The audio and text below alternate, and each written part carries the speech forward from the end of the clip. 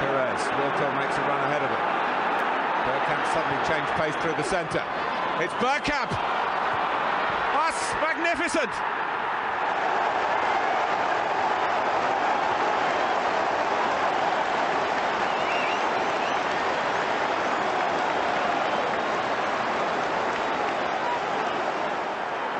The move, and then this, which left Dabby's ass totally stranded.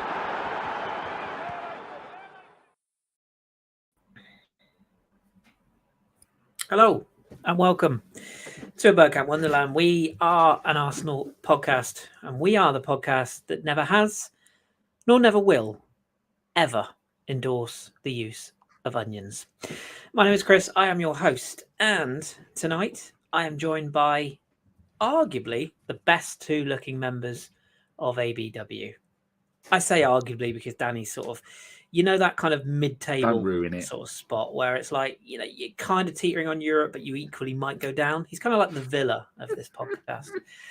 Danny, how are you, sir? You well? I am double locketing it at the moment. It's just got the arse end of the COVIDings, which is just like a constant cold that comes and goes. I feel very good. My shoulder's fucked, but I went to Cambridge yesterday, had my blood test to get my miracle cure that will make my body go, oi, those proteins you make from food, we're going to make them work rather than just pooping them out or whatever happens. I don't know. So hopefully in a month's time, I'll be running. I'll come down here. I'll run down yours. I'll come down and see all you lot because fuck knows you lot never come and see me. I mean, it's only been 8 years, Kris. I mean, you've been busy. Well, don't come anywhere near cats. me while you've got all of that crap in your system. Thank you very much. I mean, and for the record, we did say twice that you could have come to a game that we were going to, and you didn't. So, yeah. Unfortunately, it's a long way to wheel. But I agree with you about onions. And if Kelly's watching, I hate onions, and it's horrible, dirty, slimy, stinky. But I've still not got a sense of taste or smell. And it's been a month now, and it's great. Well, at least you don't have to smell onions. John, how you doing, sir? I'm very good. I believe the kids would say that Danny is mid.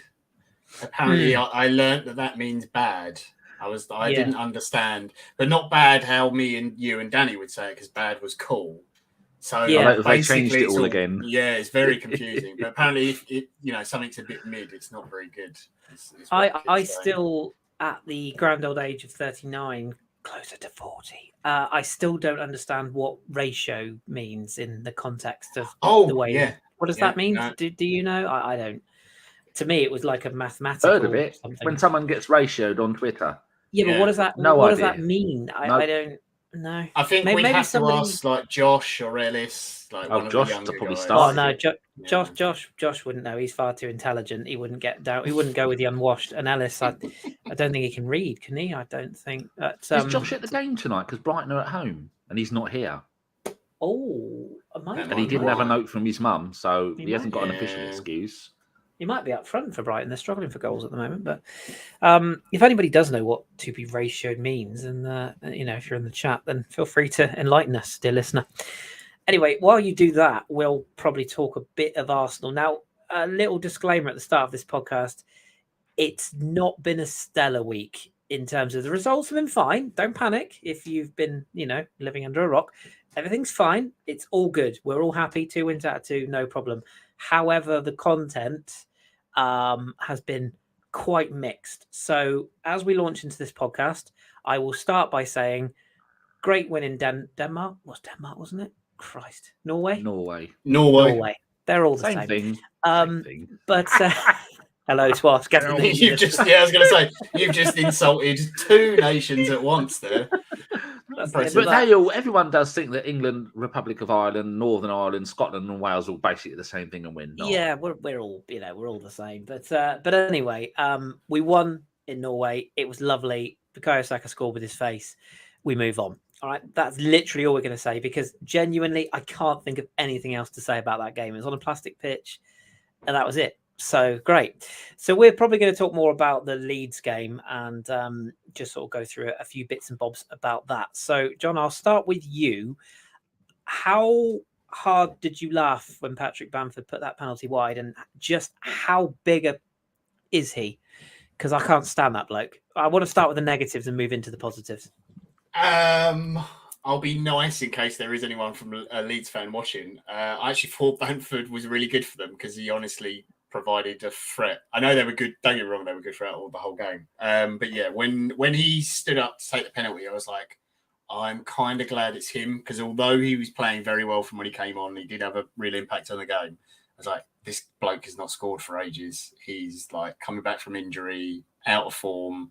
I was like, I was really pleased it wasn't like Sinistera or Harrison or anyone like that stepping up to take it because I thought if it was one of those, I was like, this is definitely going in. And honestly, at first, I actually thought that Ramsdale had saved it because I was unfortunately watching on a dodgy stream because why would the team that's top of the league be on TV, on a Sunday? Pointless. On a Sunday of all days. No it's not even a 3 p.m. blackout on a Saturday. So the stream was a bit wonky. So at first I thought Ramsdale had saved it. But to be fair, if Bamford had actually got it bang in the corner, I think Ramsdale was getting to it anyway. I don't know whether he psyched him out or whatever. Bit of sense of relief. But yeah, it wasn't the easiest watching game. But I think considering the travel we'd done before and the Liverpool game before that, I kind of got why we put that performance in. It wasn't overly surprising, and like Leeds away is not an easy place to go and play by any means. I know where they're on the table, you would think, oh, well, you just blow them away. But that whole thing of like being easy games in the Premier League, I kind of think that's a little bit outdated. Occasionally, you'll get a team like Derby or someone come up who get like 3 points all season or whatever. But for the most part, most of the games in the Premier League are pretty tough these days, and generally every team has one or two like decent players who can pull something out. Varying levels. So you only have to be a little bit off your game to really struggle. But yeah, Leeds made it a real match, and it wasn't pretty viewing, and it was just the whole game was just weird circumstances from full start to 30-minute break or whatever it was to restart to 10 minutes on injury time or something ridiculous. Yeah, something silly. Yeah. We'll definitely touch on the injury time. But yeah, I mean, overall, I think like you said, it's kind of one of those places that I must admit I looked at it after the midweek game, European. Any travel is sapping, especially the plastic pitch, etc. I think it's come out in the press recently that I think Arteta's sort of main objective in Norway was to win and avoid injuries. They were the two sort of key points, and luckily we did. But Leeds is that sort of place, horrible fans, horrible football, just generally horrid. Really, nobody really likes them. I'm not even sure Leeds likes Leeds, but I've alienated Scandinavia, so I might as well alienate Yorkshire while we're at it. But you're right. To go, you'll have a full house. Oh, we'll get to them. But yeah, just sticking with you for a minute, John. In terms of the team and how we sort of set about this game, any major surprises for you? I mean, obviously Tomiyasu kept his place, for example, and Jesus was fit, although he looked a little bit like a player who wasn't quite at it. I don't know if there's any residue of that concussion or alleged concussion, but it was a sort of unchanged lineup, and it wasn't a massive surprise, was it? No real surprise in the lineup. I think the fact that Tierney obviously played the Thursday game, you thought the way that Tomiyasu had played in the Liverpool game, he was likely to start because I had no idea about Zinchenko. Basically, I've got no idea when he's coming back. I assume he's just a mascot for the rest of the season now, so I don't know when he's going to be available again.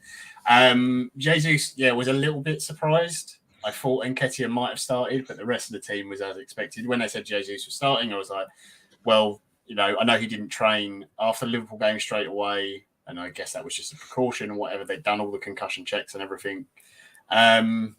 I do think in terms of I know people said he looked a little bit off. I mean, he still had some really bright moments where he sort of like took it past 2 or 3 players and quick feet and everything you've seen this season. I think more than anything, he probably suffered because we didn't really have the ball and we couldn't keep it. So he was a lot less involved because he was a lot deeper in this game than I've seen him for us in any. So, and he couldn't really initiate the press because the way Leeds were playing it out or like sort of dinking it long and stuff and trying to hit into the spaces behind our fullbacks, there wasn't really a chance to activate the press properly. So that I feel like that was why he was sidelined. But is that our best Starting 11, possibly. I don't know. I think there's still, for me, what I'm interested to see, and I think it's a nice problem to have just in general, is that obviously you've got Tomiyasu can play as a centre-back. You've got Ben White can still play as a centre-back. Tomiyasu could then go to right-back, and you've still got Tierney and Zinchenko on his back.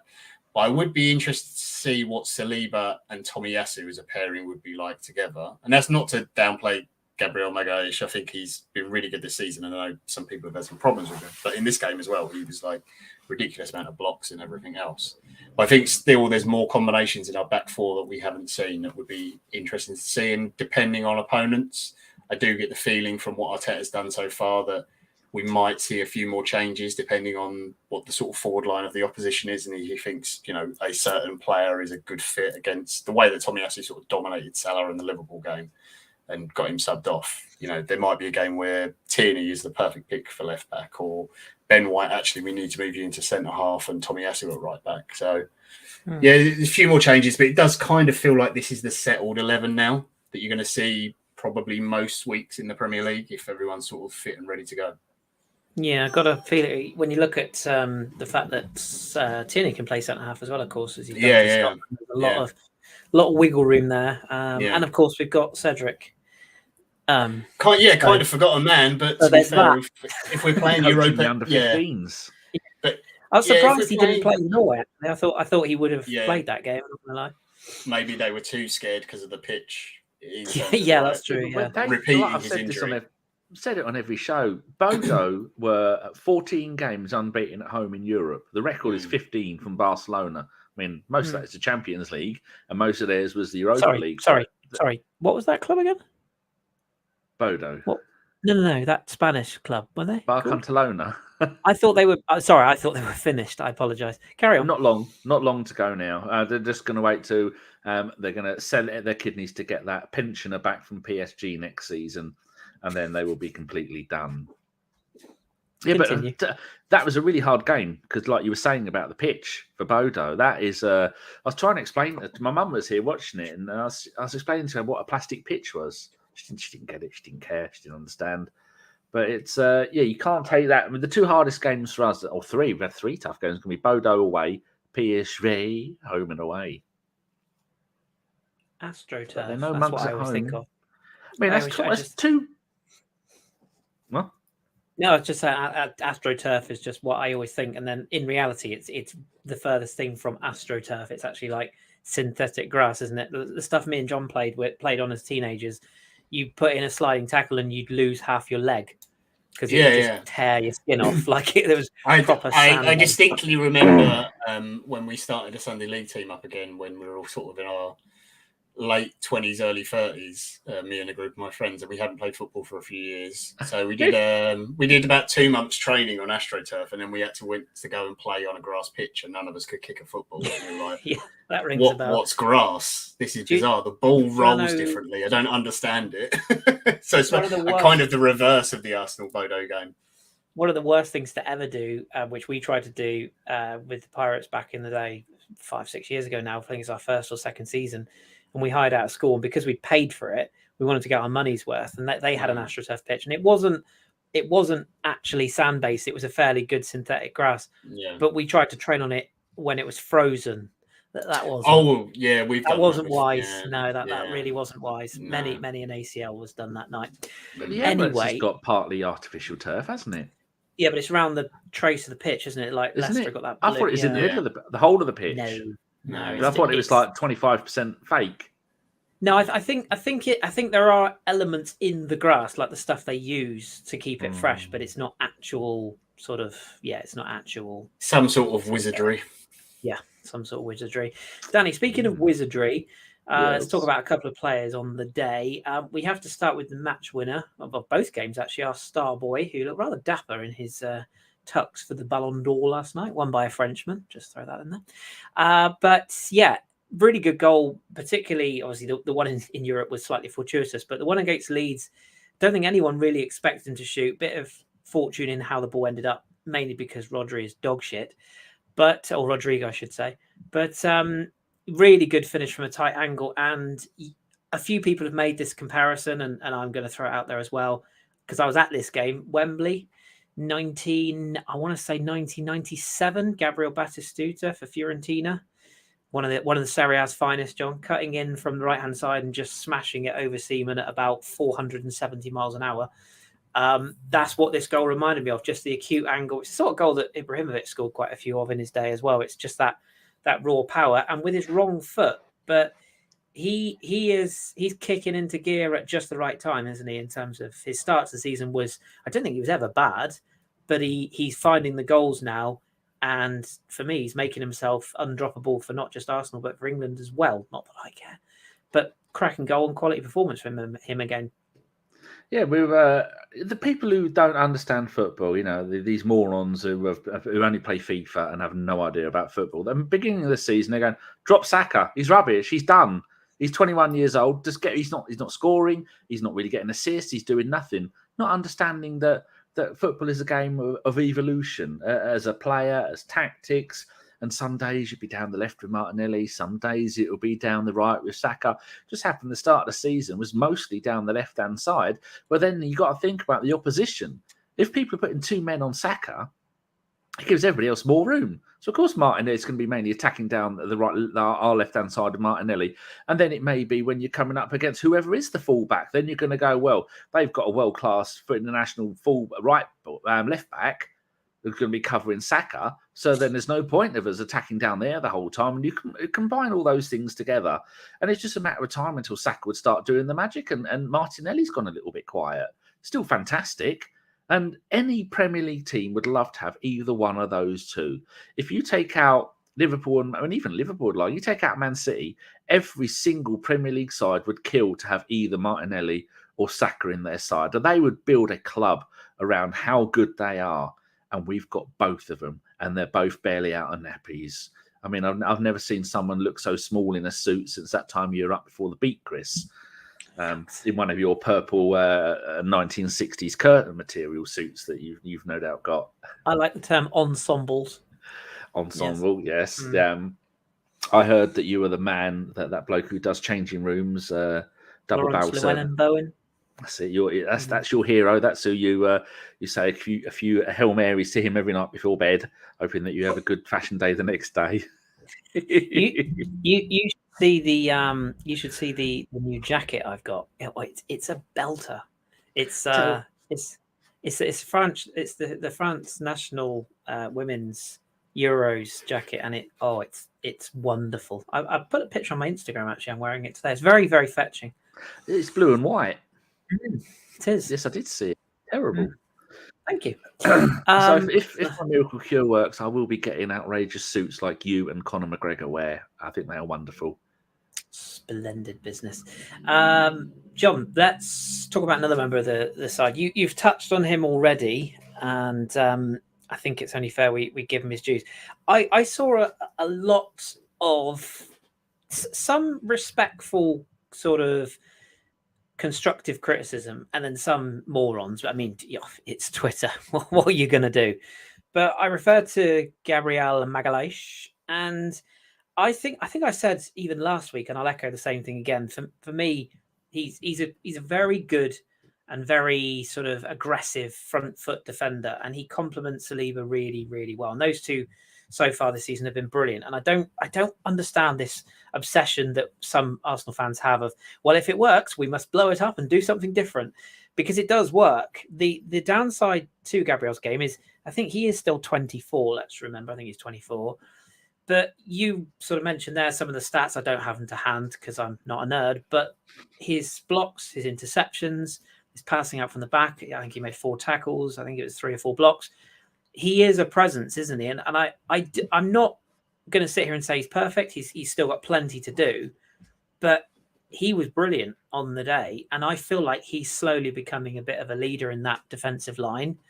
And if he can iron out the kinks, a few little bits and bobs there, him and Saliba could be the partnership in defence for many years to come, with the rotation of White, Tomiyasu, and other. What do you make of his performance, and what do you make of the criticism that people have? Is it just that people are upset that Tony Adams isn't still in our defence? I mean, that's definitely one. it depends. Yeah, basically, depending on how old the person is that's moaning, it's like Tony Adams, Koscielny. Someone might mention Sanya. Some people even mention Thomas Vermaelen. But no, I think if you look at his stats for the game, I think it was like 4 blocks in the game, 4 block shots. He had a really good one on Sinisterra, I remember in particular.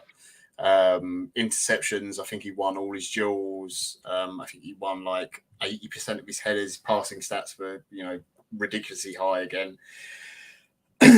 The issue that I think people are seeing is that he does have that, and he's got that part of his game that is one of the things that makes him such a good defender is that sort of aggression and that like not wanting to lose regardless sort of mentality of what it takes to win. But sometimes that can boil over into causing problems. The obvious one referring to in this game was the incident with Bamford right at the end where Bamford fouls him.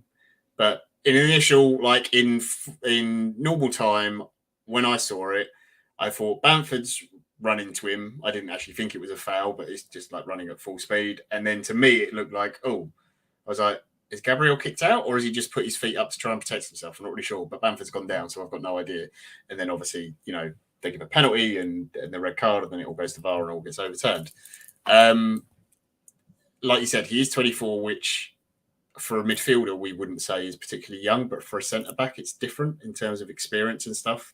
And it is a completely different role in terms of the way that you will get wound up by strikers and little things said at you and, arguments and that kind of thing. And obviously you are constantly in physical contact battling, so it is something he does need to learn. The incident itself, I don't think it was a red card, but I don't understand how it was a yellow card. That was really weird. I was like, if it's a card, it's either a red or it's not. It's one or the other. He's obviously done something wrong. Yeah, I mean, so unless he booked him for arguing with the referee or something, then all right, fair enough. The one thing I would say is that I agree that he's definitely become a leader in the back four, but he does need to temper those sort of actions. Like, I don't mind him kicking out in that case because it all got overturned and it was all fine. Obviously, if the ref had looked at it and said, look, you know what, it was a foul on you, so I'm not giving the penalty, but you still did kick out him, it's a red card, then I would obviously be very annoyed. I just think there's like moments like that where you just have to make the decision of, even if you're not going to make contact or anything like that, just don't put yourself in a situation where you're giving the referee an opportunity to make a decision. It's the kind of criticism that Xhaka got sort of, a lot of the time, where he would often find himself in a position where it's like, Granit, did you really need to do that action, whether it's a tackle or the way you spoke to someone or pushing someone or whatever? Don't give the referee the opportunity. I'm only worried for Gabriel, and I'm not saying, for one, I think the whole Xhaka thing and all the years he's been at Arsenal have been way overblown. If people actually look at the stats and how many red cards he's got, it's not what everyone thinks. But if Gabriel continues in this way, then there's the possibility he then gets a reputation with referees, and we saw what he did to Xhaka, and I don't want it to happen to him because he's a really, really good centre-back. He's a very, very Demsek has put there. Yeah. Exactly. Yeah. He will, and it won't just be referees that target him. It will be opposition players. You imagine the next game against Spurs. If Conte's still manager, but Kane, Son, all those players, they're going to look at Gabriel, and if he, has this sort of way of playing and it continues for the rest of the season, and he doesn't calm down a bit, then they're going to go, right, target Gabriel. We know we can get in his ear. We can wind him up a bit. We can aggravate him. We can maybe get a reaction, that sort of thing. But the difference I see now from this team, especially this season, compared to not just previous seasons under Arteta, but under Emery and the end of sort of Wenger, is that the rest of the players do really take responsibility for what's going on the pitch. Like, you would not expect to see Granit Xhaka run over to try and take Gabriel and calm him down. He would more likely, you would see Granit Xhaka running over and picking up Bamford by his shirt and screaming in his face, that kind of thing. but they've all taken a very different, if someone, it's like on the documentary, if someone makes a mistake, don't berate them or anything else. Go and help them and get them out of the situation. And they just need your help for that day because everyone makes mistakes. And that's fine. That's just life and football in general. And the players and the coaches and everyone seem to be doing that. I just hope for his sake he doesn't get that reputation. So I'm sure that, Arteta's looking at it, and I'm sure that I can't remember the name of the guy. The young, is he Spanish coach? Carlos Cuesta. Yeah, he's sort of like the mental development or whatever, like checks in on players and stuff. I'm sure it's something that someone like him will be talking about. With Gabriel. Yeah, just the mentality things of just saying, these things happen in the game. Just take yourself out of the situation just for 5 seconds. Just calm down, that sort of thing. So, yeah, I hope that happens because I think he's a really, really good player. And Arsblog said it like perfectly, really summed it up well. You don't go this many games into a season, win this many games, sit top of the table with a centre-back who's a liability because you can't do it. It doesn't matter what league you're in or what opposition you've played or whatever. You can't play that many games and win that many games and have a centre-back starting every single one of those games who's a liability. It just doesn't happen. So, no, I've got no real worries about him. Like I said earlier, I think Tomiyasu would be, with Saliba, could be an amazing partnership as well. I just think it's great that we've got Saliba, Gabriel, White, and Tomiyasu. We've got 4 really, really good centre-backs. I know we haven't seen Tomiyasu actually play centre-back for us, but he's a very good one. He does it for Japan. And in Bob Holding, because we actually did activate the Bob Holding protocol in this game for the first time this season. I think we've got another excellent player who can just come on in games, shore things up. I think he's much better coming off from the bench because he gets that sort of rush of, right, I'm here to rescue the game and put my body in front of everything. And he just G's everyone up. So, yeah, I'm really happy with the defence this season. I know some people have been concerned because we conceded like some goals at home and stuff. But I just think that's just because of the way we play. And when we've played at home this season, we've tried to be as attacking as possible, which is always going to leave gaps. But I've got no worries about Gabriel. I think he'll be in the Brazil team for the World Cup. I don't think there's a problem with that either. He'll probably be playing. I think he's superb. If he'd got yellow carded on like 75 minutes or like 60 minutes, I might have been a bit more nervous because then there's more trouble, not more time for him to get into trouble. Then I think if that happened, then I'm pretty sure Arteta would have taken action. So Saliba get booked like on around 60 minutes, and Arteta you didn't see him flinch or think about taking him off because he's a different mentality and he's the calm glass of water compared to Gabriel's boiling hot coffee. Tornado. Yeah, I don't know what other drink analogy to give it. No, it's like one of those drinks that you buy in a posh hipster bar where everyone has a twirly moustache and they like light it on fire and put a thing over the top. Yeah. It's one of those. Yeah, I go in those bars and go still water, please. Yeah, I just walk past those bars and go wanker. Danny, good centre-back pairings, Chris, because you're not answering many questions. Historically, you need a bastard and you need someone who's skillful. Adams wasn't really a bastard, but he was mainly the visionary, and Keown was the bastard. Adams and Bold, marker, wasn't he? Yeah, Adams and Bold. Bold was the one who went there with the elbows. You'd have Toure and Campbell. I think Campbell was the thinker, and Toure was the one who possibly went in there with the elbows. But then you had problems when you had Koscielny and Per. Neither of them got bad bone in them, so you didn't have a bastard. And then we had times when you'd have Socrates and Mustafi when they're both shit. Neither of them had a brain. Yeah, there you go. So I mean, Chris, looking back in recent history of maybe the last decade or so, centre-back partnerships, where would you rank the Saliba Gabriel one? I think it's genuinely too early. I know that's a cop-out answer, but I genuinely think it's too early because the thing is, with especially like John said there, like the youth in this partnership, 21 and 24, like, that's for, and let's not forget, we'll come on to him in a minute. Let's not forget they've got a young goalkeeper behind them as well. Goalkeepers mature at what, sort of 29 to 32. And he's back on form. Yeah, he is. We will touch on him in a sec. But yeah, that partnership, the fullbacks are not exactly ancient either. It is a young team.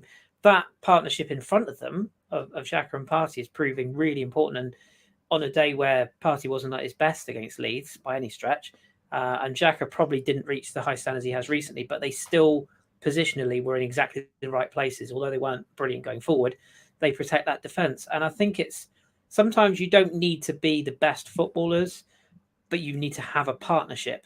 And it would be interesting to see what happens, not in a good way potentially, although like John was saying, Tomiyasu can come in. I think the reason Arteta is sticking to this partnership is because they clearly get on, they clearly communicate well, and they've built a partnership. And if you look at what's happened to Man United, for example, when they lost Rafa Varane, albeit I think he's on the sort of way down in his career now at this stage, but you took him out of that back four, and any partnership they had, whether it was Eric Bailly before he left, Lindelof, I think they played McTominay back there at some point. God knows what they did that for. But you take out one key element of that centre-back partnership and it all goes to shit. Thiago Silva, he's about 63 now, but you take him out of that Chelsea defensive line, Koulibaly sort of all of a sudden looks a bit wobbly with him by his side in a 3 or a 2, and they look secure. Even Man City, without Ruben Dias, Nathan Ake's a good footballer, but they don't look quite as secure as when they've got, say, Laporte and Ruben Dias. So and Liverpool, look at Van Dijk. If a player's off form and that partnership doesn't work, or that partnership is broken up, that's where you go off the rails. So I think what we've got right now is a partnership that works. Gabriel is he is your stereotypical South American centre back. He reminds me a little bit of Otamendi back in the day. Do you remember him? He didn't have a huge amount of pace. But if there was played for Man City and it was in Serie A for a while, I think. He's a proper old-fashioned rugged centre-half, nowhere near as good as Gabriel. Well, I say nowhere near. He was an international, but over the period of time, I think Gabriel will be better. But he is your archetypal classic sort of South American centre-back who will come through people. Gary Medel's another one who leaps to mind at Inter. But that's how he plays. And, you go back to when we were younger, take the fire out of Ian Wright, take the fire out of Thierry Henry. They're half the player. Henry was one of the most stroppy, wind-up merchants on the pitch you'd ever see. Righty, look at that feud he had with Schmeichel all those years. It's just that nowadays, in the world we live in the modern media, we pick up on every little thing. Everything is reported. Everything's on a podcast like this. Everything's on a TV show, papers, etc., websites, and everything's picked up. But what they don't pick up on every week is like those stats that Arsenal sort of trotted out, where for 91 and a half minutes he was pretty flawless. And if I was Arteta, I would be having a word with him, because as much of a shithouse as Patrick Bamford is. And Godspeed, Patrick. When you get the bullet that was lodged in the side of your head out, best of luck on your recovery, you fucking weapon. That's cheating at the end of the day. But another referee on another day will look at that slightly outstretched leg, just as a famous referee did at Old Trafford once upon a time from a former Arsenal captain, now a Crystal Palace manager, and we'll look at that and say there is a movement of the leg. And I know why Gabriel's doing it, because if somebody barged into me like Bamford did, I would kick out, go, what the fuck are you doing, mate? The ball's clearly going through to Ramsdale. He's trying to engineer contact like a certain Spurs striker does every week. On this occasion, he didn't get it, and thank God. But I wouldn't take that edge out of Gabriel's game. I wouldn't take the fact that he tries to win the ball, and I wouldn't take the fact that him and Saliba have got this good partnership together, personally. That's just me. Someone said in the chat, I agree with that, and that we're lucky we have had no red cards this season. But that'll come. If we stay top of the league, they have to find a way to stop us at some point. So it'll probably come from red cards. Josh is at the game. He sent me this, which he has made these things. My eyes, I don't know why. For the love of Christ. And just anyone watching, just in case you're unclear, that is a one-piece outfit. It is a romper suit he is wearing. Yeah, it is. He's trying to pull off his best Chung-Li or Kitana from Mortal Kombat with that fan. And he also made us this, as Zinchenko one. That's the reaction to him seeing Josh's picture. That's our current run of form. I've included the pre-season games because they count. Not a bad run, is it? No, it's not bad. It's not half bad, is it? You know, Our best start to a season ever. It's better than Tottenham's best ever start to the season, and they're still behind us, which I find hilarious. It's just to rub it in that little bit more. And this will only get better because I'm sure we'll beat PSV, and then we're going to beat Southampton, and then we're going to beat PSV in the return leg, and then do you know the stupid bit about those list of fixtures though? It just reminds us how frustrating it was to lose that Man United game because they just didn't deserve to win that game, did they? And the funniest thing is that was probably one of our best performances of the season. Yeah. If you go back, if you went and watched all the games, yeah. If we performed that like took we the pressure off, though, hasn't it? Imagine if we were 10 Premier League games, 10 wins, 3 Europa League games, 3 wins. The pressure that would be on them. Having that loss in the middle probably took a lot of pressure off everyone. No more invincible. And I don't know. I don't know the way this team's playing, and there's still time, of course, and we should again remind ourselves it's 10 games, but or is it 11 now? Is it 10? 10 or 11? 10. 10. We don't look like that fragile Arsenal, do we? We really don't. Like, let's make no bones about it. I'm still personally not talking about title challenges, and I probably won't do even if we're top in May. But if we don't get top 4 now, it's a massive failure. This start to this season has been almost flawless. Like, we have to be, I think, locking up this top 4 into mid-January at this point. 14 points ahead of Liverpool. Yeah, exactly. So I mean, and you look at some of those other big clubs that are down there. Villa down there had a good season last year. West Ham had a good season last year, fighting for Europe. They're 12th. Everton 14th. Leicester 19th. I mean, there's some clubs that were pushing us all the way in its stages last season, and now look at them. So, yeah, I mean, but as we said last week, we are going to have days that are not so good, and it's how we come through those.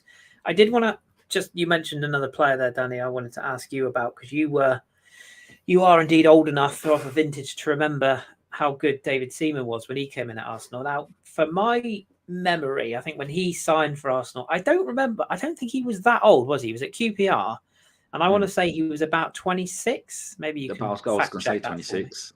Yeah, I don't think he was. He wasn't goalkeeper peak age, and I see the sort of comparisons between him and Ramsdale now because they've got similar characters in the, Dave was probably a little bit more of a laid back on the pitch, but their presence for me is good.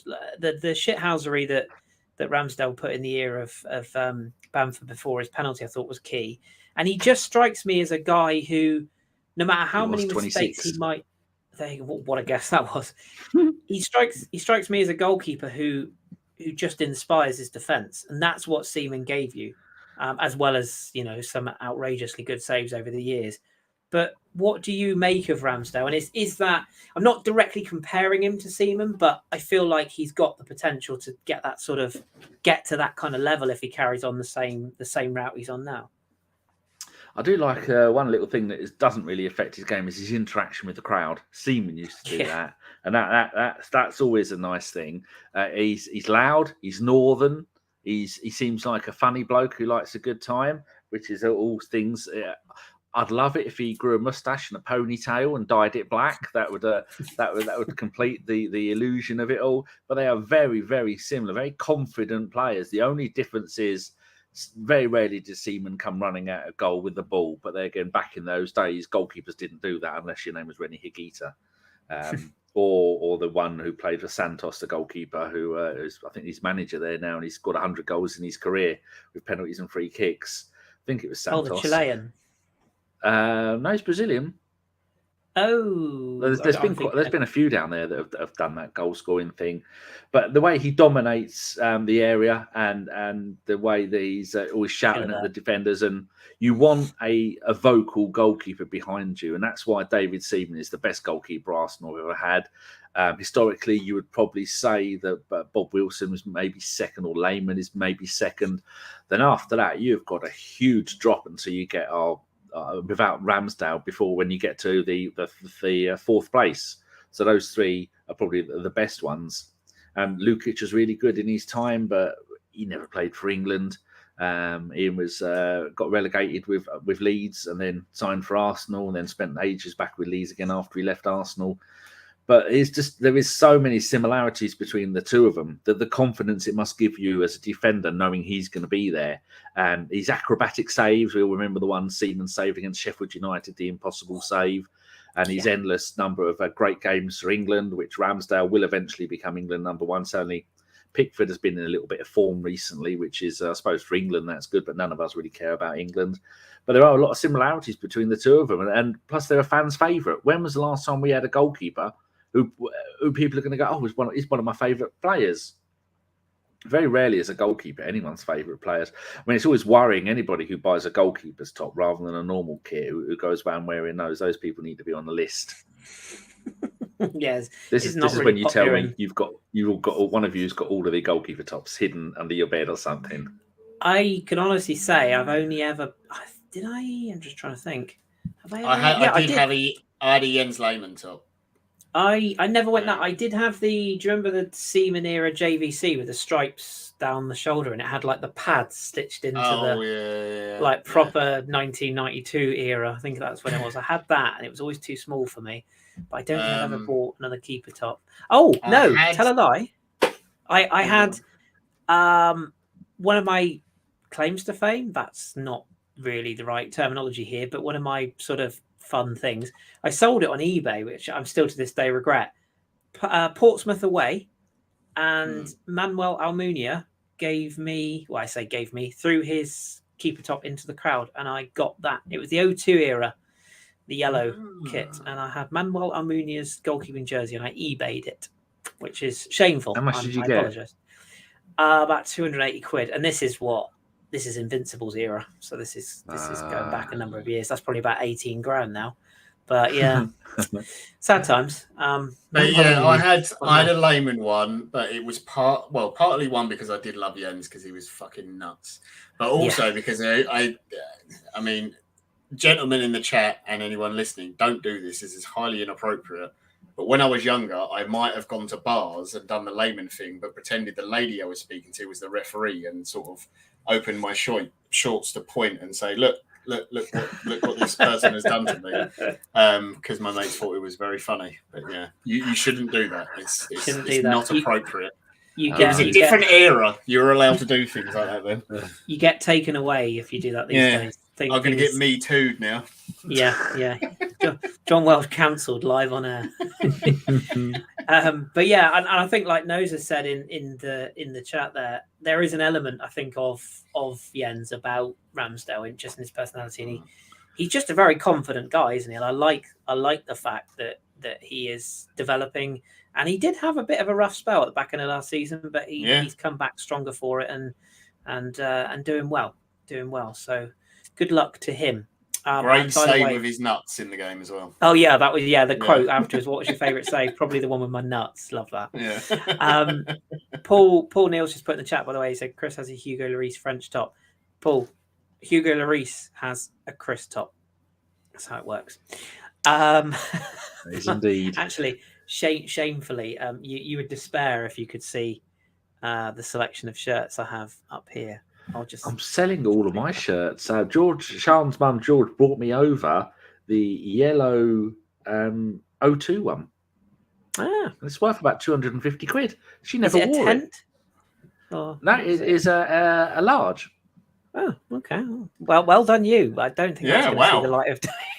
I know you were ill, Danny, but I didn't know you shifted that much. Jesus Christ!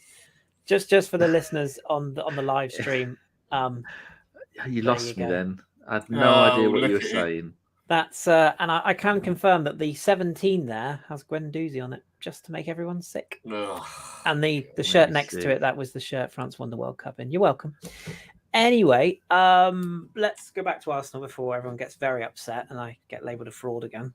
That's my favourite thing, actually. That we all know who the fraud is, Pep, don't we? Anyway, John, going back to the game, just one other player I just wanted to kind of shine the light on, if you will. And this, I say, I don't, it's not a criticism because we know how important he's been and he has been very good. But I did mention Thomas Partey, bit of an off day at the office, if that's even a term.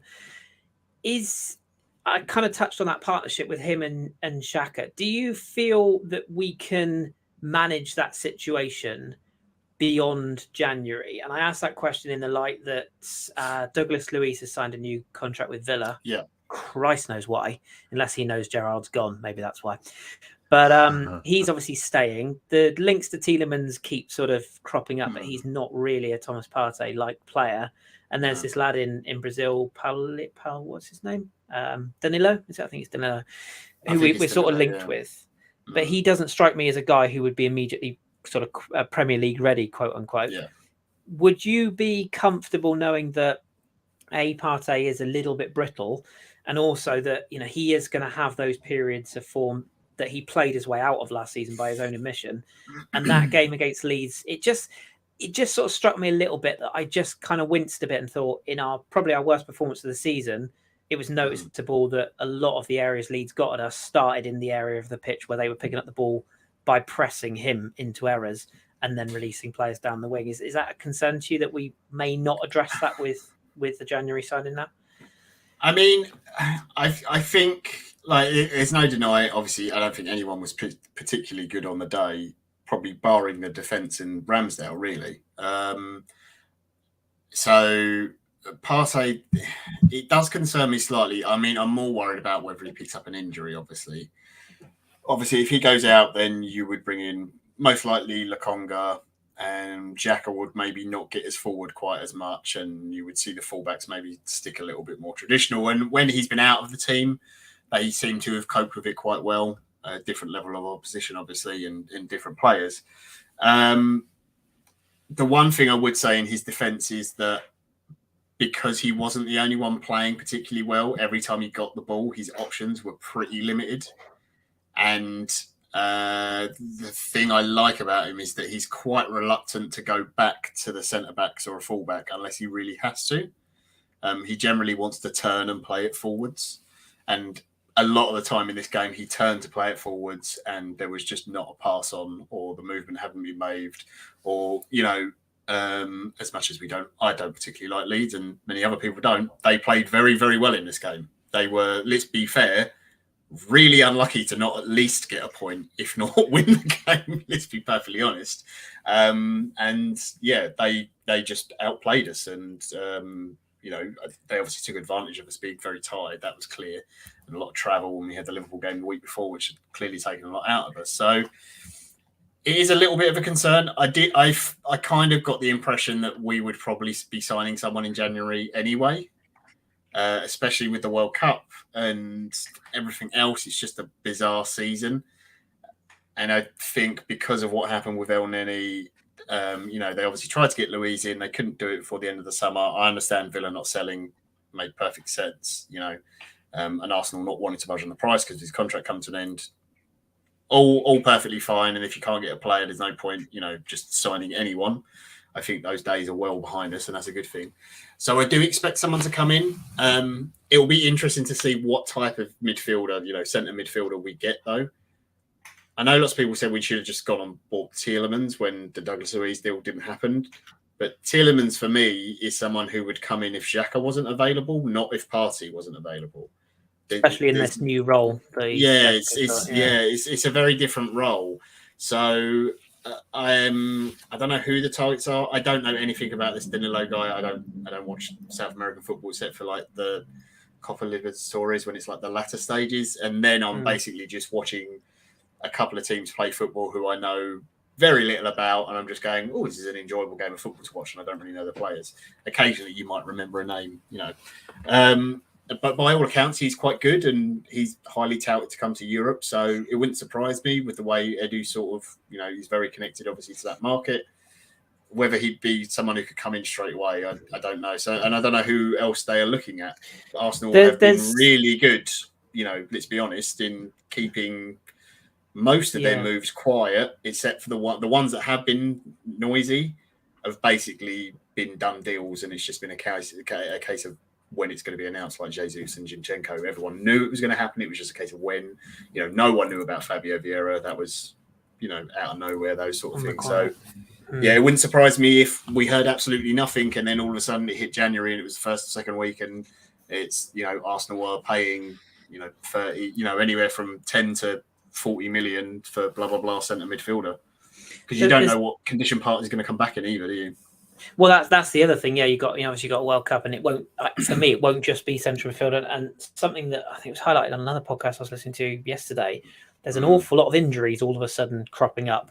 Not just English players, but across the Premier League, across Europe, a lot of players are suddenly getting injuries, and you're sort of thinking, Christ, this World Cup, I think we're going to be in a position where some of these players are going to go to the World Cup half fit. You look at Reiss James, who's battling Kyle Walker to get back. I have a feeling that James is definitely out until past Christmas. Yeah, it seems to be that way. That's a bad one. But there's a suspicion. I know Kante's been ruled out for France. There's a couple of others, but I suspect that some of the World Cup managers will just take a gamble and go, do you know what? He's 75%. Let's take him, and that will push them over the edge in terms of their club. And I don't think Partey's one of those because he's going to be in the Ghana squad anyway. But it only takes him to get a knock while he's over there, and then it comes back, and he's not the same player. So I do share those concerns, and the people that are talking about Locatelli, no. I mean, better than I do, John. Italians just don't settle in England very often. Scamacca, maybe Zola. Obviously, Zola's the big outstanding. Maybe Jorginho, but there's not many, is there? I would love to be able to get someone like Locatelli. I mean, to be fair, if anything, Locatelli is Xhaka is kind of doing what Locatelli does, a little bit less of the defensive work that Locatelli does, but that's what traditionally Locatelli did before he went to Juventus, was getting box to box like Xhaka is now. So even he isn't really the perfect, replacement for Thomas Partey. I think what Partey does is quite unique, and there aren't a lot of midfielders who have that. I don't know. It's the sort of like octopus legs. Like it's I don't know. It's like having the feet and turning ability of like Santi Cazorla. I'm not trying to overblow the player in terms of ability or anything, but he does have that ability to turn past people with the ball to open up the space for himself for a pass. His passing is not as good as say Cazorla's was, but he's got that plus strength to battle and win the ball and really good positioning that a lot of times he doesn't have to make the tackles because he's just there to make interceptions. And he still did that in the Leeds game. The problem was every time one of our players got the ball, their pass only pass was backwards because Leeds were on us so quickly, especially in that second half. First half we played okay, but the one just as you. No, I was just going to say, well, just as you mentioned, the one that I feel like we sort of, I wouldn't say missed a trick on, but you'll be familiar with this name when I say it, John. But over the summer, Fabian Ruiz was left Napoli and went to PSG, and he came on in the Classic, and he just looks like to me a very Arteta type of player. Very like cultured, but can mix it and can go box to box. He's like a Dani Ceballos on crack, just has that extra level. And I would imagine he'll make the Spain squad for the summer. I have a feeling he's the sort of player that will fit in. The one that's being mooted as well at the moment is Enzo Fernandez, who's the Benfica Argentinian. He's very similar to, is it Matheus Nunes that went to Wolves, the other who went from Sporting? Kind of in that mould. He's only 21. It's a tough one for Arteta, I guess, because you don't want to use a Wengerism, you don't want to quote kill Sambi, but equally, I might make myself unpopular here. I've not seen a lot of what other people have seen with Sambi yet, personally. I'm not saying really he hasn't passing though. That's one of the things he's really good at. But he does, but it's all sort of, and it's all kind of 10 yards, and it's very safe. And I'm not, I know he divided opinion, mostly on the negative. But when you look at when Emery introduced Guendouzi, for example, the criticism that he had was he didn't assist and he didn't score. But the role he was in, that wasn't his role. What he did do very well when he wasn't being a sod was he would get about the pitch. He'd win the ball. He'd give it simple and he'd make tackles. And that's exactly what he's now doing for Marseille every week. And if you took the attitude away, he's exactly the sort of player that would be perfect right now. And I don't think that us going out and sort of forcing Sambi to change his game to fit into that is going to work. And I just feel like if we'd have made a bigger signing in the summer, I feel like Sambi would have gone on loan, and that might have helped his sort of Nuno Tavares-isms into because I just feel like he's a little bit raw, and every time I see him, they are in the same trajectory of their career, Nuno and Sambi. And I'm not. I say this is not me. Lift bus insert Sambi. It's not like that. It's just I just haven't quite. And I know. Like with the Arsenal community, it's either he's terrible or he's the second coming of Maradona. I just think with Sambi, there's a lot of development to go there, like a lot of development. Whereas someone like Saliba's come in and has just instantly been brilliant, and developing. I think the problem that Sambi has got, and it's not his fault, is that when he comes in, people immediately go, "You're not Thomas Partey." Yeah, that's fair. And they're different players. Like the way he would play the defensive midfield role is different. I think he plays it differently. And he's not a kind of guy who's going to turn past the midfielder to open up the space for himself. He's going to drop in, get it off the centre-back and maybe spray the passes about a little bit more from deeper. So it makes the team adjust slightly the way they play. But I think we've seen this season, and even a little bit last season as well, with the periods where we did play well, we're more than capable of doing that. And our forward line, especially this season, is so good that it doesn't really seem to matter too much where the midfielders pick it up as long as there is a pass to make. So he's a little bit of a victim of he's going to have a direct comparison to Thomas Partey, but he's never going to be a Thomas Partey player. He could become as good a player as Thomas Partey. He would just play the role in a different way. Yeah. Yeah. And as I think, sorry, Danny, I think Thunder Road made the point about, is there really a partnership between Xhaka and Partey? I think there is, but I absolutely take his point in saying it's not like a flat two partnership centre back. It's kind of a one of them. They are in cahoots. They do move together. But there is that argument of the 4-3-3/4-1-4-1. And Danny, I know you want to come in just very quickly.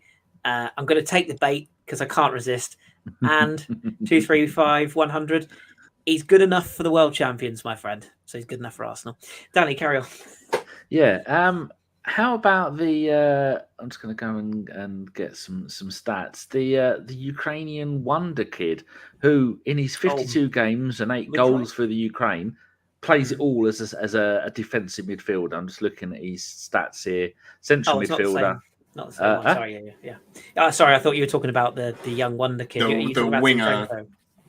Woodrow. Oh no, not the one with the nice hair. No, I'm on about Zinchenko. Yeah. The fact that he I'm just looking at all of his last 20 or 30 games for Ukraine, one at left back, one at left midfield, the rest of them at central midfield. Now, I doubt very much he's playing the Santi role in central midfield or the Bergkamp role in advanced midfield.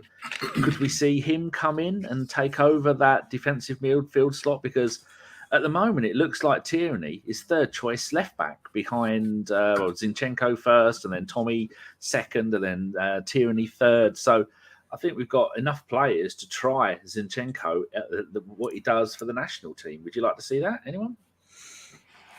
I could see him playing midfield sometimes, but I think the problem that you or Arteta might have is that he would have 2 naturally left-footed players as the centre mids, which I'm not sure he'd be a huge fan of. Zinchenko's got the technical ability; he can play with his right foot as well, just absolutely fine. And I wouldn't have an issue if I saw the team sheet and he was playing midfield. I'd be like, oh, okay, we've obviously shuffled about a bit, but I wouldn't be like, oh god, this is a disaster, because he's clearly got the ability to do it. He's a good enough player. He plays there for Ukraine. But I don't think it's like a long-term solution. It wouldn't surprise me if. If we got desperate to see Ben White play there, because I think what Ben White has proven this season at right back is that he's becoming a very good right back. And whilst he had some maybe limitations when he played it a little bit towards the end of last season, what we've seen from this season is the overlap that he does and just the calmness and confidence on the ball that I could easily see him playing in there. Again, all of these examples of players like Zinchenko or Ben White, they're not what I would go to as a solution, but they are at least options that we have if we get really desperate, which is a nice thing to have. Whereas I think in the past, it's been like last season, it was, well, we've got no left back. Xhaka's got to play left back, and we've got no midfield now. I do completely agree with you, both of you. In fact, I just my only concern is how do I put this delicately? I don't want Mikel to start pepping it. Do you know what I mean? Yeah. I'd rather go out. I'd rather go out and say, right, I know this might be difficult for Sambi, but maybe they look at this season as, I don't know whether this will be Partey's last season or not, but maybe they go, his injury problems and the fact we can't keep him fit all the time is an issue. We need to go out and buy an actual replacement for him. Whether they're thinking that or not, I've got no idea. If they went and did that in January, I wouldn't be against it. I like Thomas Partey. I think he's a great player. But the fact that you can't guarantee he's going to be around and available all the time, if there was someone available we could go and buy who could be a replacement for him, come into the first team, even if we have to adjust slightly the way we play, and then we go, right, this guy is first choice, Partey's here for another few months, we sell him in the summer, and then Sambi can be back up still, then I'm totally fine. Because if the new guy's coming in is reliable and is not going to have the same injury problems, then you do that. I thought players come and go, It's not someone it's not like, if they said they were going to sell Saka or Martinelli, I haven't got that emotional attachment to Thomas Partey in that way. I just want someone doesn't have to have the exact same skill set or anything, but as long as they can do the job in midfield to the level that the team is outputting, doesn't even have to be at the same level as Thomas Partey, but as long as it doesn't drastically diminish the quality of the team and the way we're playing, that's the thing for me. I guess the other thing as well is that where I would sort of not defend Mikel as such, because he's not even done it yet. To be fair, played him in that position. But what I would say is when Zinchenko's played left back, he's often gone into midfield in this sort of new hybrid role, which is clearly instruction. And also, it's not like we're bodging it by saying, oh, well, he can play 4 positions. He's actually playing there for Ukraine. It's not like he's just filled in once or twice. He's actually playing there as a choice. So, yeah, I mean, that in that defense, it's not like we've bought a player who can't play there. We bought a player who has 2 very viable positions, and arguably he might even be better in midfield than he is in centre. I do wonder about Partey in the long run. I do wonder if perhaps the idea is to move away from that type of player, but then equally, as good as Granit's been this season, he's not getting any younger. So that's kind of a key part of our. I would say the one thing Granit's got on his side is that he's never exactly been blessed with pace. No, what he has been blessed with is he very rarely gets injured, and he doesn't really seem to tire very often either. Like, out of all the players, he seems to be the one who has the most steam to keep going. So he might be fucked after about an hour. Yeah, he might be one of those sort of players who you go, he's like 36 or 37 and playing in the Bundesliga still, and you go, Jesus Christ, Granit Xhaka is still playing football. And you're like, he looks the same as when he was 30. He's just doing the same his game thing. Hasn't really changed. Yeah. It just, some players, get that, and they have that kind of build. So he might be that kind of player. You never know. He's also the sort of player, Xhaka, that you want, almost like sort of Gilberto Silva was in his latter day. You want him still at the club when you're bringing through the next generation. You want that player who can say, right, I'm still here. Almost like, look at how Jamie Vardy was for Leicester, for example. He was brilliant for those seasons. He's now what Patson Daka is kind of aspiring to be. I know it's a bad example, it's a striker, but it's the only one I can think of, an older player. You want somebody who's been there, done it, and achieved it to be then bringing through the next generation in the right ways. And he's obviously, we know what Granit's done in terms of full circle of how his career has gone at Arsenal. But yeah, good stuff. Are we talking PSV? Because I've got a couple of questions. I've got 2 questions for you, Chris, if we are doing PSV. Yeah, we don't want to take away from the previous show, but we can definitely mention it because that's being played on Thursday, isn't it? So yes, you can fire away. Well, first question I got is about Guendouzi. How long has he got left at Marseille? Is he doing enough there to get a move to Spain or somewhere like that, where the big money is? He's on a 4-year deal. I don't think he'll leave Marseille. He's captained them this season. He's having the team built around it. It's funny actually because when Igor Tudor first came in, he wasn't the biggest fan, and there was some speculation about whether Guendouzi might revert to type and be a little bit stroppy. But it's actually Dimitri Payet who's been shelved, and he's now built the side around Guendouzi. He's getting rid of Payet. Well, I mean, golden boy. Yeah, he's in the autumn of his career, and he does like a pie. MLS? So. Yeah, possibly. Although I'm not sure his knees would hack those surfaces. I think with Payet, I think he's the sort of player that will gradually drift out of Marseille, sort of down the pecking order and disappear into the universe, Ben Arthur-esque. But Guendouzi's that. I say, I know. All jokes aside, I know he had his problems at Arsenal. I'm not defending some of the things he did, but for people to just say he's not any good and that's why he's in the French league, wakey, guys. He's a very, very good midfielder. He will always be a prick. That's what he's known for. One of the weirdest things about him, though, is arguably he's been one of the most disciplined midfielders in the French league this season, which is very unlike him. And I like the fact that he's grown up. He's got a family now. He's got sort of reputation of being a presence that is a positive one in the French camp, and that's not, make no mistakes, that's not an easy midfield to get into. So we got far less than we should have in that deal. Do you think he'll ever make the Premier League? Would he ever want to come back? I don't think he'd want to. I don't think he'd want to come back. Really, I think he's people. Has he found his level? Well, John will get me when I say this. Some players, you see it a lot in Serie A, where certain players fit a league, and you just know that they'll stay in that league and they'll stay at that club. Like Totti was a one club man. Look at Pogba. Should never have left Juventus. That was a perfect fit at the time when he was fit. Certain players just fit certain leagues, and certain players fit certain clubs. And Marseille is exactly, they're known for being sort of, nobody likes us, we don't care. It's perfect for Matteo. So no, I don't think he would. I could see him in the Bundesliga again, because he did have a couple of spells out there when he was with us. He was at Freiburg, I want to say, and Hertha, wasn't it? So I could see him going back there, but and possibly Spain. But I think he's quite happy in Marseille, to be honest. And the other one, this is linked to PSV, is a young man called Xavi Simons. Simons. Be still my beating testicles. He's 19 years old. I just had a look. He's started at Barcelona. He's Dutch, Barcelona, PSG. Few games for PSG, didn't really score any goals. But for PSV this season, I think the Bergkamp position, he's got 8 goals in 10 games. He is brilliant. And he's got fantastic hair. No. He's not another Guendouzi hair. No, he's very, Do we need to very be worried talented. on Thursday? Absolutely. He's a player who low key might just force his way into the Dutch national team. They've got 2 players in particular, PSV at the moment. Cody Gakpo, who's one of the most informed wide players in Europe this season. I got his stats in 9 goals, 7 assists. He's been absolutely brilliant. He's direct. He's athletic. He can play anywhere as well. He kind of plays the Henry roles. He cuts in and he's a goal threat. But yeah, Xavi Simons is PSG. I was amazed they let him go, but I've recently discovered, and it got leaked on it somewhere in the French press a couple of weeks ago, that they have essentially got a buyback option, but it's for more than they sold him for, which makes absolutely no sense at all. It's just PSG doing PSG things.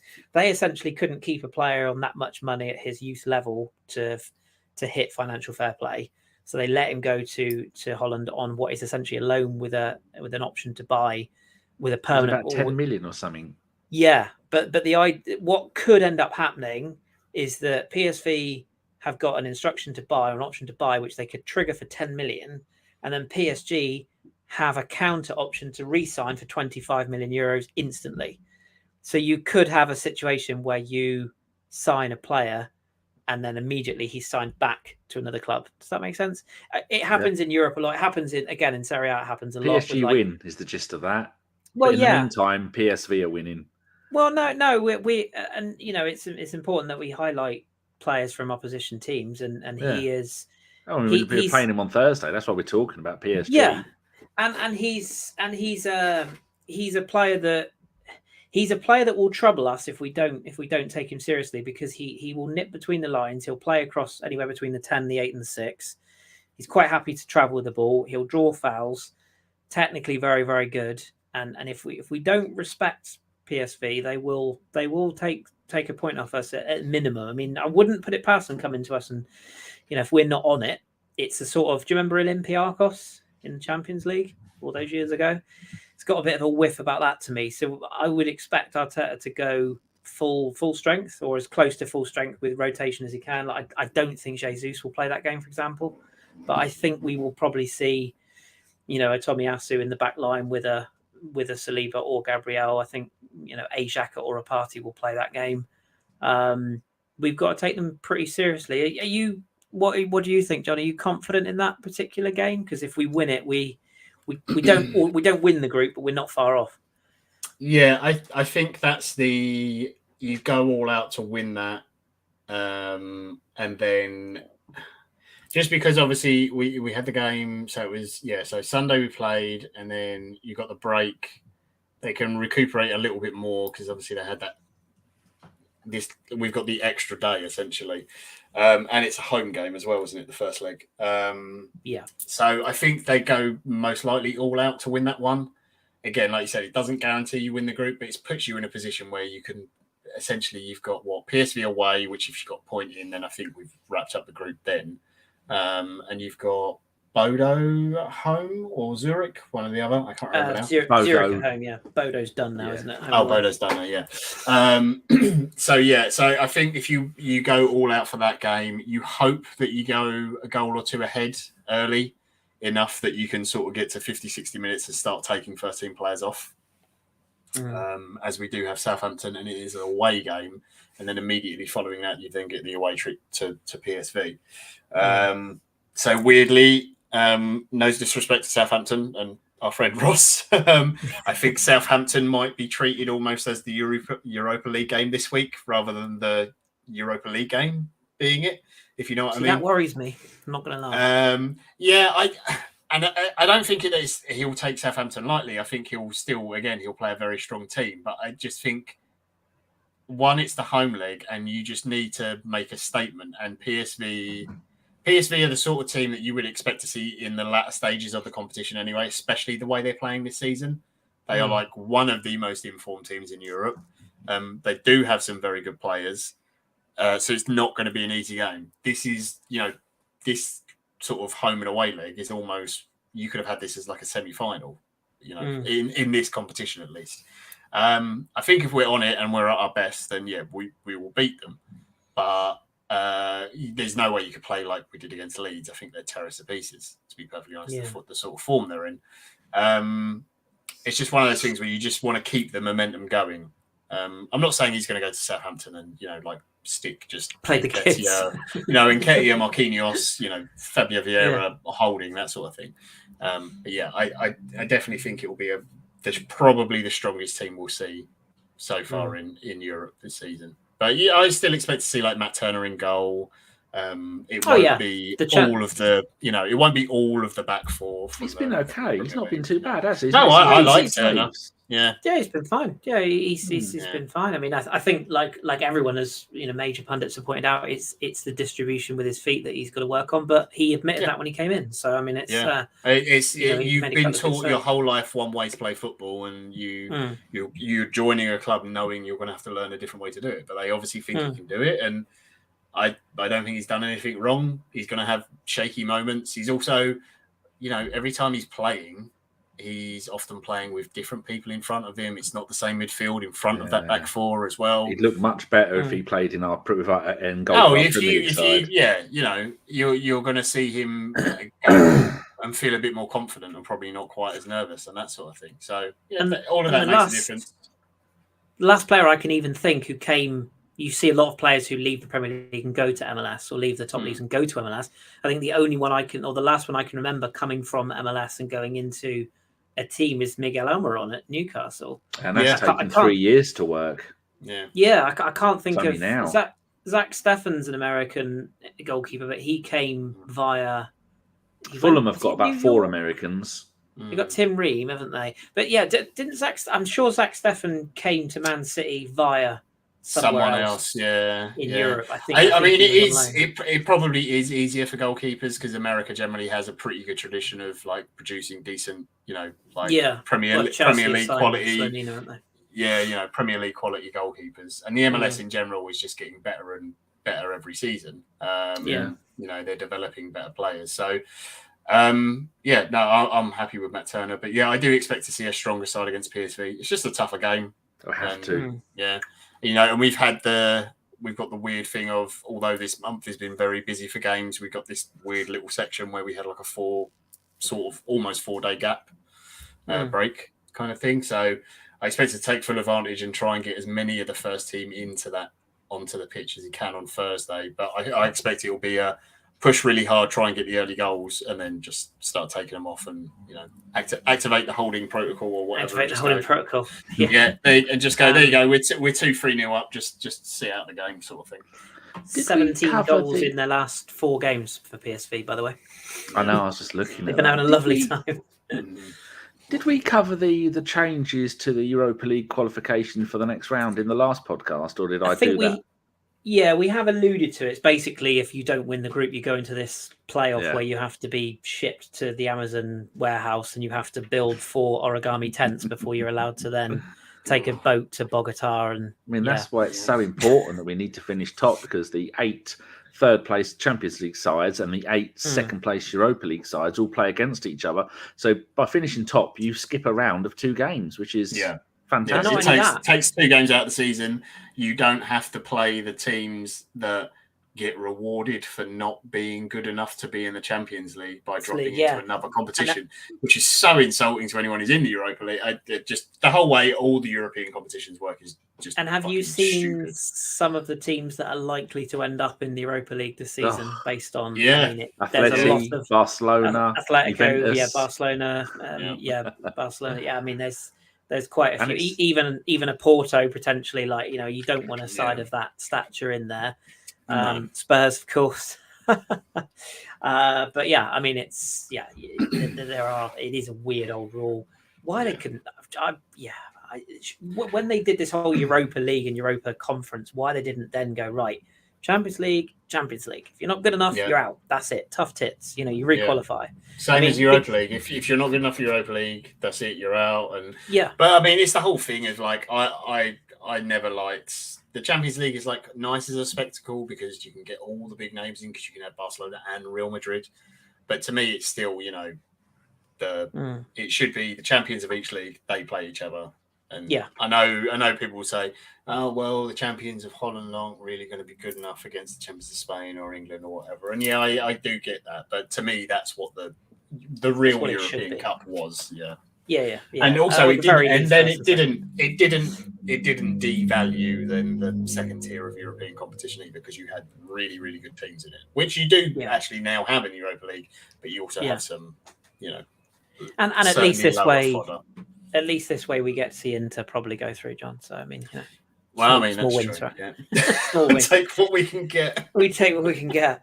And for those who don't know, Loki's just made a point of reminding me as well. It is a 6:00 kickoff on Thursday. What is the sense in that? It's the protocol of UEFA, isn't it, in terms of policing? I mean, the advantage of that is that if we go out, we win the game, and it ends up being comfortable. It's like great, well done, boys. 8:00, they're in the changing room, have a chat, get their rub down, warm downs, and whatever else, and then they can get home. Rub down, you say? Yeah. Mm-hmm. Have a rest day Friday or whatever, and then light training Saturday, and then off to Southampton, I guess. And Southampton is yet another one of those games that it's got. Oh Christ! Written all over it. I mean, they are. They're shit. But you say that like Hassan Hüttl has this thing. Ask Chelsea. Southampton are the sort of club that are more than happy to lose 8-0 to Wolves and then go and beat City 3-0. Like they are the most fucking. Ask Ross. Like you cannot predict what you're going to get with Southampton, and away from home. We've been there before. Was it just last season, wasn't it? Awful run towards the end of the season, we lost that. Did we? Yeah, we did lose 1-0, didn't we? It's a very different team this year. Yeah, it is. And on our day and the way we're playing, we should be going there with the expectation of 3 points. But I think, and in a weird way, as much as, the modern day footballer and athlete does need his or her rest, I get that. In a way, the way this team are playing, I wouldn't mind betting you could go into that Arsenal dressing room at Colney tomorrow and they would say, yeah, we'll play 5 times a week right now because we're enjoying our football. We're on momentum. And I've seen quite a few people say it's a shame we're not playing Man City this week because it would have been a good test of where we are right now. I tend to disagree, but if we could just put both of those games off till May, that'd be fine with me. But we'll just cancel them. Or just cancel them and just give us the league now, basically. But I don't know. I just think that I just think if I'm a Premier League defender, I look at Arsenal this season and I'll just say, I really don't want to play against Gabriel Jesus, Gabriel Martinelli, or Bukayo Saka. Thank you very much. Oh, boss, my hamstring's feeling a bit tight. I think I'm going to I'll lock this one off. Honestly, I wouldn't even bother. And as Steph puts in the chat, have they still got Shane Long? Fortunately, no, they don't, because that's the Shane Long protocol. Shane Long's gone. We're fine. Nothing to worry about. Should we do some questions, Danny? Yeah, I didn't realise Ben White was a product of the Southampton Youth Academy. He is, yeah. That's where all the good England boys come from. Many years ago. And if he doesn't go to the World Cup, by the way, it's a fucking travesty. Just saying. With they only need another 6 right backs injured. You only need another 6 England right backs to get injured before he's third choice. But he's perfect. He can play in that centre half or right centre half or right back. He's absolutely perfect. We know I hope he doesn't go because we get none of ours go. Yeah. All right, I will jump into the questions. If you do have any more, Danny's been collecting them all from the start of the show, but if you do have any more that you thought of, quickly fire them in and we'll try and get the show wrapped up. You can both answer this. From Dempsek, would you rather watch the Leeds game or go to the dentist? Danny? I'd rather die than go to the dentist, although I get free NHS dentistry. I have to go to a special needs one where it's all flat. I've got a tooth missing there, a broken tooth at the back there, and they said my doctor sent him a letter saying he needs to go to the dentist, and I went, we don't have any appointments. I said, whatever. They said, no, 2 of our 3 dentists have quit, and so I'm going to have to go. I mean, luckily I can afford it. I'm going to have to pay private, John. So I'm going to have to pay to go to the fucking dentist. What a world we live in. They quit because they saw you were due in. They were like, no, I'm not dealing with that. Oh, fuck me. I hate them. And I'll have to pay for it. Fuck. Well, when you think like some questions is going to be a quick answer. Yeah, I was just going to say I'll answer that very quickly. I would really like an NHS dentist, so I would quite happily go to the dentist right now. Yes, so would I. Even though it'll probably be an absolute shit show, and I'll leave with about 2 teeth left because they're all rotten. But yeah, I'd quite gladly take a dentist out now. So give me Leeds on repeat. That's no problem. Okay, we've got one here from Witty Remark 99. Should Gabriel Jesus get himself carded against Southampton, Kris? Missing the Forest game is probably the best case scenario. Should he do and activate the Sergio Ramos protocol? Sergio Ramos, who's possibly going to be banned for 7 games. What's he done? Yeah. He gobbed off and got sent off, and there's talk of them extending his ban because he was alleged to have used a slur towards the official. Anywho, I said something about his baguette. Yeah, that too. I would never say, much like Mikel probably, you would never say, "Oh, go out there and get booked." I guess the only question I would ask is, when does because of the World Cup and where it's situated, does that mean not till after Christmas? It is it? So it is still December 31st. Bollocks! I was going to say, if they brought that forward, I mean, I don't know. I think it's dangerous when you start saying that. I think if there was a very, like a goalkeeper holding onto the ball for an extra few seconds in the 90th minute, then fine. But what I don't want to encourage is him just going out and smashing someone up in the air, because knowing our luck, it would probably end up in a 6-game ban and God knows what. Not that would happen.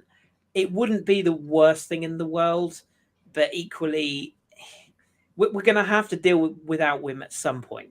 So I don't think you really want to confuse or complicate the situation. You go out there, you play your own game. If he gets booked, he gets booked, because he could just as easily take a kick on his ankle and be out for 6 weeks. So I don't think you can. I'd be amazed if that was written into the protocol of make sure you get yourself a cheeky booking. But equally, I wouldn't be surprised if he happened to hold on to a throw-in for a few too many seconds. Well, he's had no problem all season getting fucking booked, has he? So it's not going to be hard. But it's not like Alan Smith has suddenly got booked, or Gary Lineker's got a booking when they've had one between them.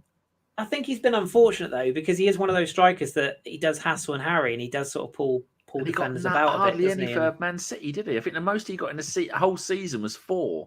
Yeah, but that's because bloody Rodri and all the other clouts were cynical, fouling the whole game. He didn't have to get involved, did he? I mean, they're the masters of the dark art. So they never got to 11 in the rotational fouling, so he was okay. Yeah, it was only him and a goalie left. That's the Pep protocol. But yeah, I don't. I'd be amazed if that's written into the plans for Sunday, to be honest. Quick note: if I was the manager, I'd 100%. I'd get to half time, and if you hadn't been booked, I'd be like, Gabby, we're 2-0 up. Just push someone over. It's fine. You're coming off at 60 minutes. Just get the yellow. Just fart on someone or something. I'm watching Tell the referees at the moment, shit. and Forest are dog shit. Yes. Anyway, Anyway, Josh is there. Josh is at the game, but he's not was been a 15 thriller. minutes late because he was fixing his washing machine. Although Wolves have scored a goal in a football match this evening. Oh, fuck off, really? Adama Traore, of all people. Yep. I've been putting them as fucking 0 for... I've been Across bagging points off them in my prediction for ages. Anyway. Poor Patrick. Oh, dear. Right. And it was a header. Oh, God. I mean, actually, I think I'd Palace 2-0. Shit. That was a bad idea. Another question from Dempsek. This one's for you, Danny. Are we now seeing a change in ref decisions? Are we being viewed as a top club again? I believe Dempsek might be alluding to the fact that teams at the top of the table might get more favourable referee decisions. It is almost as if we are the flavour of the month at the moment. We are getting the rub of the green, definitely against Leeds. Thank fuck they did wiggle the wires. Jesus Christ. Because if that had been, they'd have had a penalty. Another penalty, and we'd have been a man down, one of our most important defenders. It does look like it, yeah. But football is cyclical. So we've had 20 years of them being against us, and we've had 10 games of them being against us. So I don't know how it's going to last. I'm more impressed that Danny used the word cyclical correctly. Well, at least I said it correctly. You didn't even say it. Yeah, correctly. no, I couldn't even say it. I was so surprised that you said it properly. Don't ask me to do it again. But no, it is interesting to see. I think it's because we're winning games as well. You're now looking at referee decisions and not complaining as much, and you're only concentrating on the favourable ones and not because there's definitely been games this season where we've had some decisions go against us, I'm sure. But you don't think about it because you've won the game, so you don't really care. We've got the obligatory Harry Kane penalty against us. Yeah, but you don't care about those decisions anymore because you're like, well, we won the game. It doesn't matter. So you don't maybe that's why the refs are not trying to fuck us over, because they know no matter what they do, we're still going to win because we're Arteta's army. We've got Super Mick Arteta. That's it. The day I get a video of Kris singing that, it's going to be amazing. Give it time. I can't sing. Then the tattoo. This is a good one. I'll take everyone's opinion on this from Formerly Noser. With injury to Richarlison, will Martinelli be on the plane to Qatar? Well, he bloody well should be anyway, and Richarlison's a massive fraud, so it's an irrelevant question. No, sorry, I'm only joshing. I don't understand. Somebody tweeted, I don't know who it was. I think it's just a random one that got retweeted into my timeline. But they had a picture and they were like, "Why is nobody talking about the 60 million fraud that is Richarlison? I think he's got like 1 goal in something like 12 appearances since he signed." It's fucking fact. He is the archetypal, everyone thinks he's fantastic. He's dog shit. Big fish, little pond. Yeah, he at Watford when he was sort of smashing people in the Championship. Woo, whoop-de-doo. No, I don't rate him. If Chiche, is it the Brazil manager, if he takes Richarlison over Jesus, he wants his fucking head read. And if he takes him over an in-full Martinelli, he equally wants his head read. And the Brazilian boys, Arsenal-wise, I actually hope they do go to the World Cup because I feel like beautiful thing to watch him play. Yeah, but not only that, I think the mentality. I think that Gabby has worked so hard. In particular, Jesus, I think will go regardless because I think he's got credit in the bank. I think Gabriel will go because they've got a limited amount of high quality centre backs at this stage of the season. But Gabby Martinelli, for me, he's just worked so hard, and you can tell it means so much to him. And I just think that we could have an Arshavin type of situation on our hands if he didn't go. Not that he would eat 17 burgers and ride on a horse to a nightclub, although that would be funny. A heel like dog. A heel like dog. But I don't think his confidence would go, but I think mentally it would be a real hammer blow because he's worked so hard, and he is arguably, if you went into the start of the season, there would be an argument to say, even a Pepe before he went out on loan probably would have been looking to challenge for that spot. Emile Smith-Rowe would have been in that position. Saka would have potentially been on that side. The fact that he's essentially become first name on the team sheet alongside a few others speaks volumes, and he's been a joy to watch this season. He really has, and I think that if he didn't go to the World Cup, I just think that would be a massive kick in the shins for him, and I feel like that would affect him slightly. And don't get me wrong, I'm not saying he's going to start for Brazil. They've got, Rafinha was very good at Leeds. He's been in and out of Barcelona, but on his day is good. Obviously, Neymar's probably going to play the false nine. They've got quite a lot of talent, Brazil. I don't think Gabi's going to expect to start, but once again, they're one injury away from Gabi being needed in those games, and I just think him being part of that setup would be really good for his confidence. So I hope he goes. As for Richarlison, frankly, I couldn't care if both his legs have fallen off. In fact, it'd be quite nice because I wouldn't have to listen to his. He's one of those players, isn't he? He is just one of those players. The thing with Richarlison is like, I got why Spurs. Well, I kind of got why Spurs went for him. Well, yeah, that's one. But unfortunately for him, he has got, and Kris won't like this, but he has gone to a club where they have two very good wide players in Heung-min Son and Kulevetsky, who are extremely hard to displace from the team. But Richarlison in the Brazil shirt is a very different prospect. He's like a 1 and 2 goal scorer for them. And their forward line, so just listing like some of the options they've got who can play pretty much anywhere, as most Brazilian forwards can. Richarlison, Neymar, Antony, now of Manchester United fame, Rafinha, Vinicius Junior, Matheus Cunha, Firmino, Pedro, who's a Flamengo player, I believe, and Rodrigo from Real Madrid as well. There's a lot of forward options. They're going to have to go Ozzy Ardiles in his time at Spurs by playing 6 up front. Yeah, so it's a difficult squad to get into, particularly as a forward. And the other thing with Martinelli is, although obviously he plays wide and Jesus wants to play as the number 9 for Brazil, he can play wide as well. So he's kind of competing with his own club mate for that, because they might go, well, we can find a space for Gabriel Jesus because he can play wide for us and he can play up front through the middle if we need him as well. And you've also got, of course, what's his name? He used to be at Inter, Gabigol, who went back to Brazil. Gabriel Barbosa. Yeah, he went back to Brazil to try and find some of his magic back. So there's a lot of options for Brazil. I hope, like Kris said, I hope he gets to go, because I think he's probably been maybe not our best player this season, but he has been, without a doubt, the most exciting to watch. Every time he gets the ball, I just think every defender looks terrified. Yeah, because you just don't know what he's going to do. I'm just like, I don't know if he's going inside, he's going outside. He's definitely going to run at the player, and he's probably going to beat him, and then he might just take the piss and turn back around again and then nutmeg him for a laugh. He's like Alexander Kleb with end product. Yes. It's kind of nuts. If you know, you know. Yeah. Right. I will put this question out now so you can have a time to think about it, and we'll come back to just before you do, really quickly, just want to salute our young guns, Jack Wilshere's academy side. They won 3-1 in the Papa John's Trophy tonight at Northampton and are into the latter stages. So well done to nicely done. Well done, Jack, and the young boys. I'm looking for the goal scorers now. I've not been able to find them. So I'm going to put this question now so you've got time to think about it, and we'll come back to the end. So Stefan asks, and people in the chat, if you have suggestions, obviously answer this one as well. What player in Arsenal history would you compare Xhaka to this season? So have a think about that one as we go along. Let's see. Avon Ted, does anyone believe this story about PSG big interested in Edu? Kris, I guess you're the French expert-y guy. I believe it because it's true.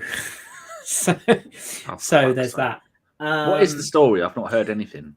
Very briefly, Luis Campos, who was brought in as a sporting director, who basically is the guy who does the transfers, he came into PSG in the summer at the request of Christophe Galtier, who's the new manager. They work together at Nice and Lille. He's basically the Monchi of French football, Campos. He's very much known as the guru for transfers. When all the story of Kylian Mbappe broke last week about him saying he wanted to leave, which he's now said he never said, even though he blatantly said it, there is Campos walked basically and said, I don't want to be part of this anymore. This regime is not what I came here for. I'm not being allowed to do my job.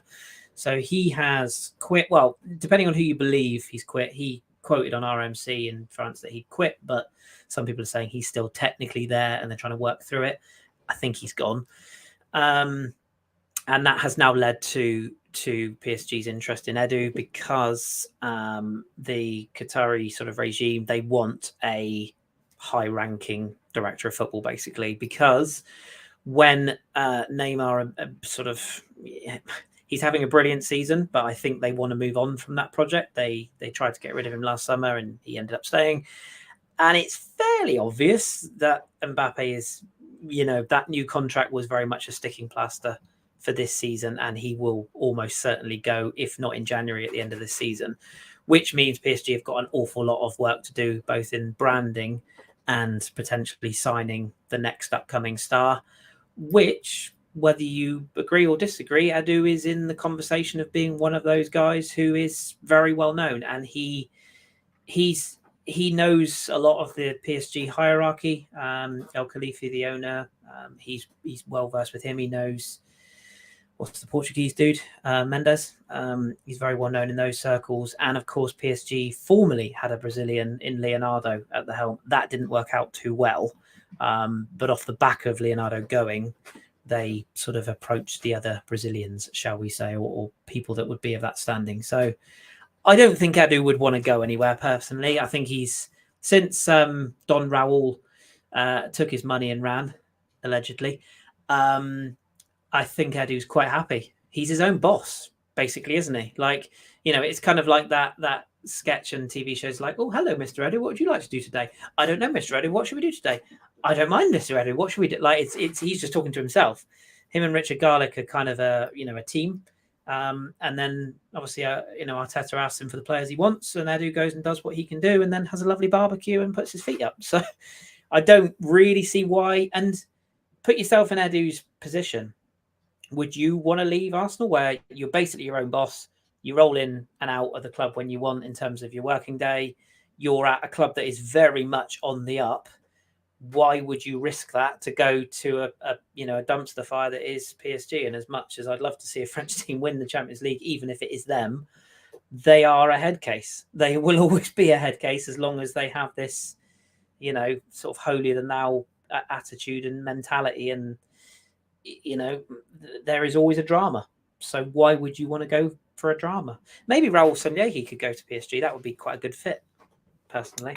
So I do believe it because it is true they're interested, but I don't believe he'll end up going. I think there's more chance of Arsene Wenger ending up at PSG than there is Edu. I'm just going to put that. Oh, dear Arsene, don't taint you. Arsene should be England manager. They need to sack Southgate now.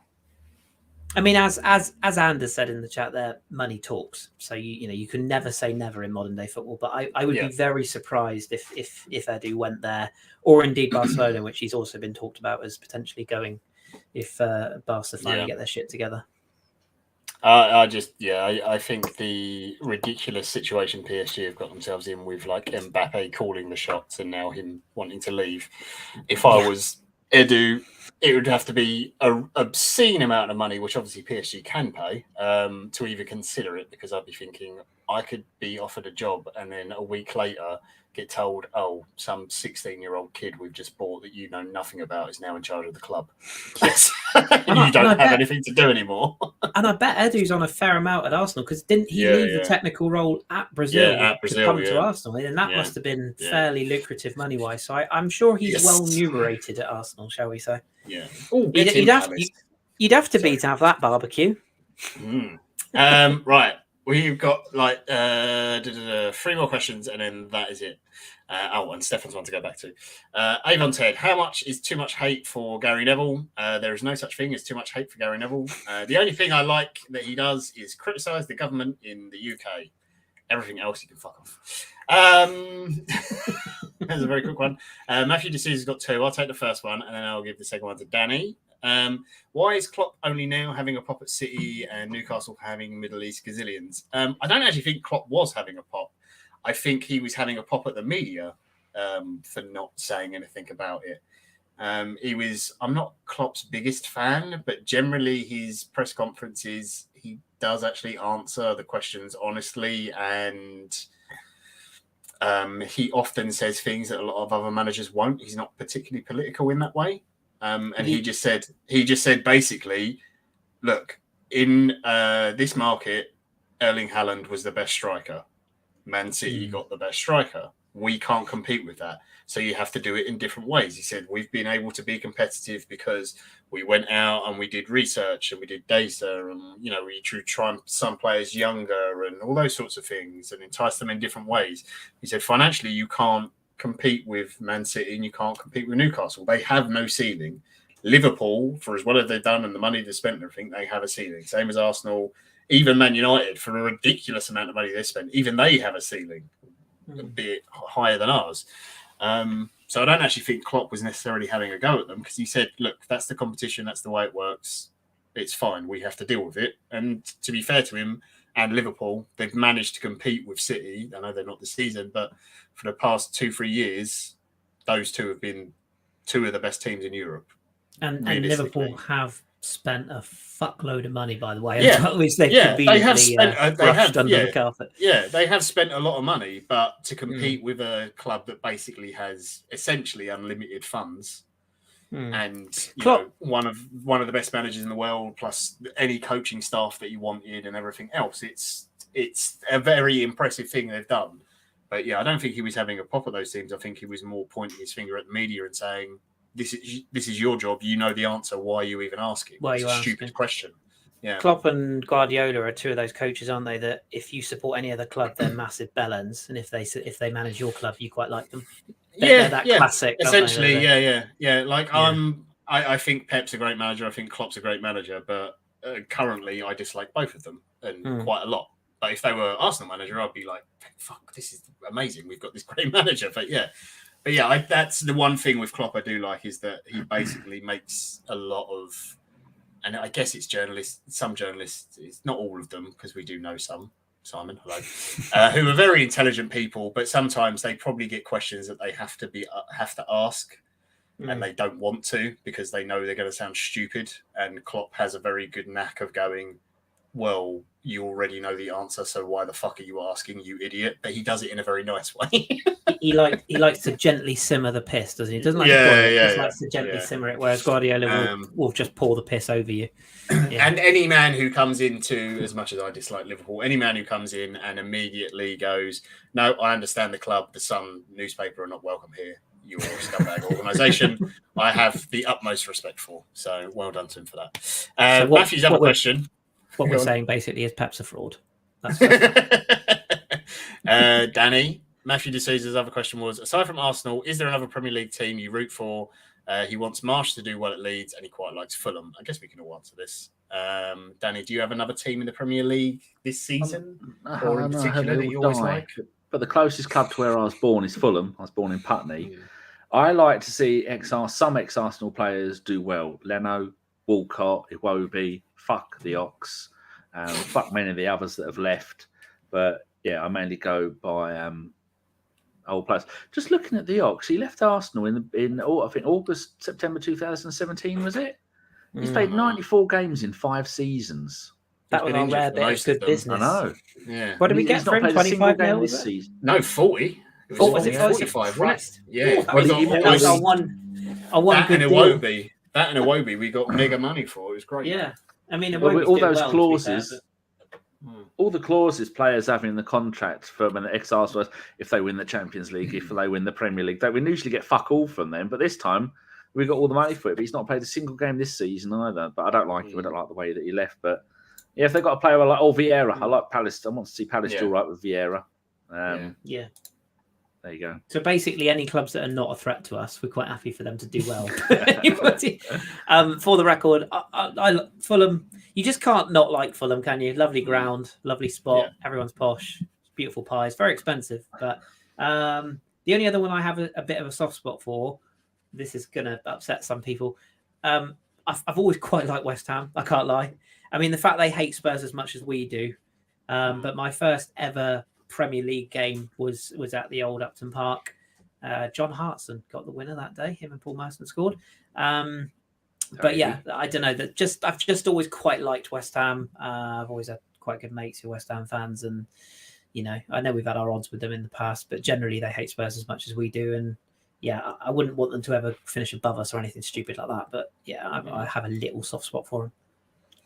Yeah, and exactly what Whitty said in the chat there. Any team playing Spurs, it doesn't matter who they are. Yeah, I always had a soft spot for Southampton growing up. Just because it amazed me that there was an English player, one called Letizia. I was like, that was weird, and that he could play like a foreign player and not like an Englishman. Although his views on other things as an adult are slightly strange, but yeah, slightly whiffy, yeah. But yeah, as a footballer, he was great to watch. So I always had a bit of a soft spot for Southampton, but generally just sort of underdog teams. So like this season, like Nottingham Forest coming up. Obviously a very famous old club and got great history. Fulham as well, always liked. Like Kris said, you can't not like them. Bournemouth, I did like for a little while, but that was just kind of boring. I feel bad saying that.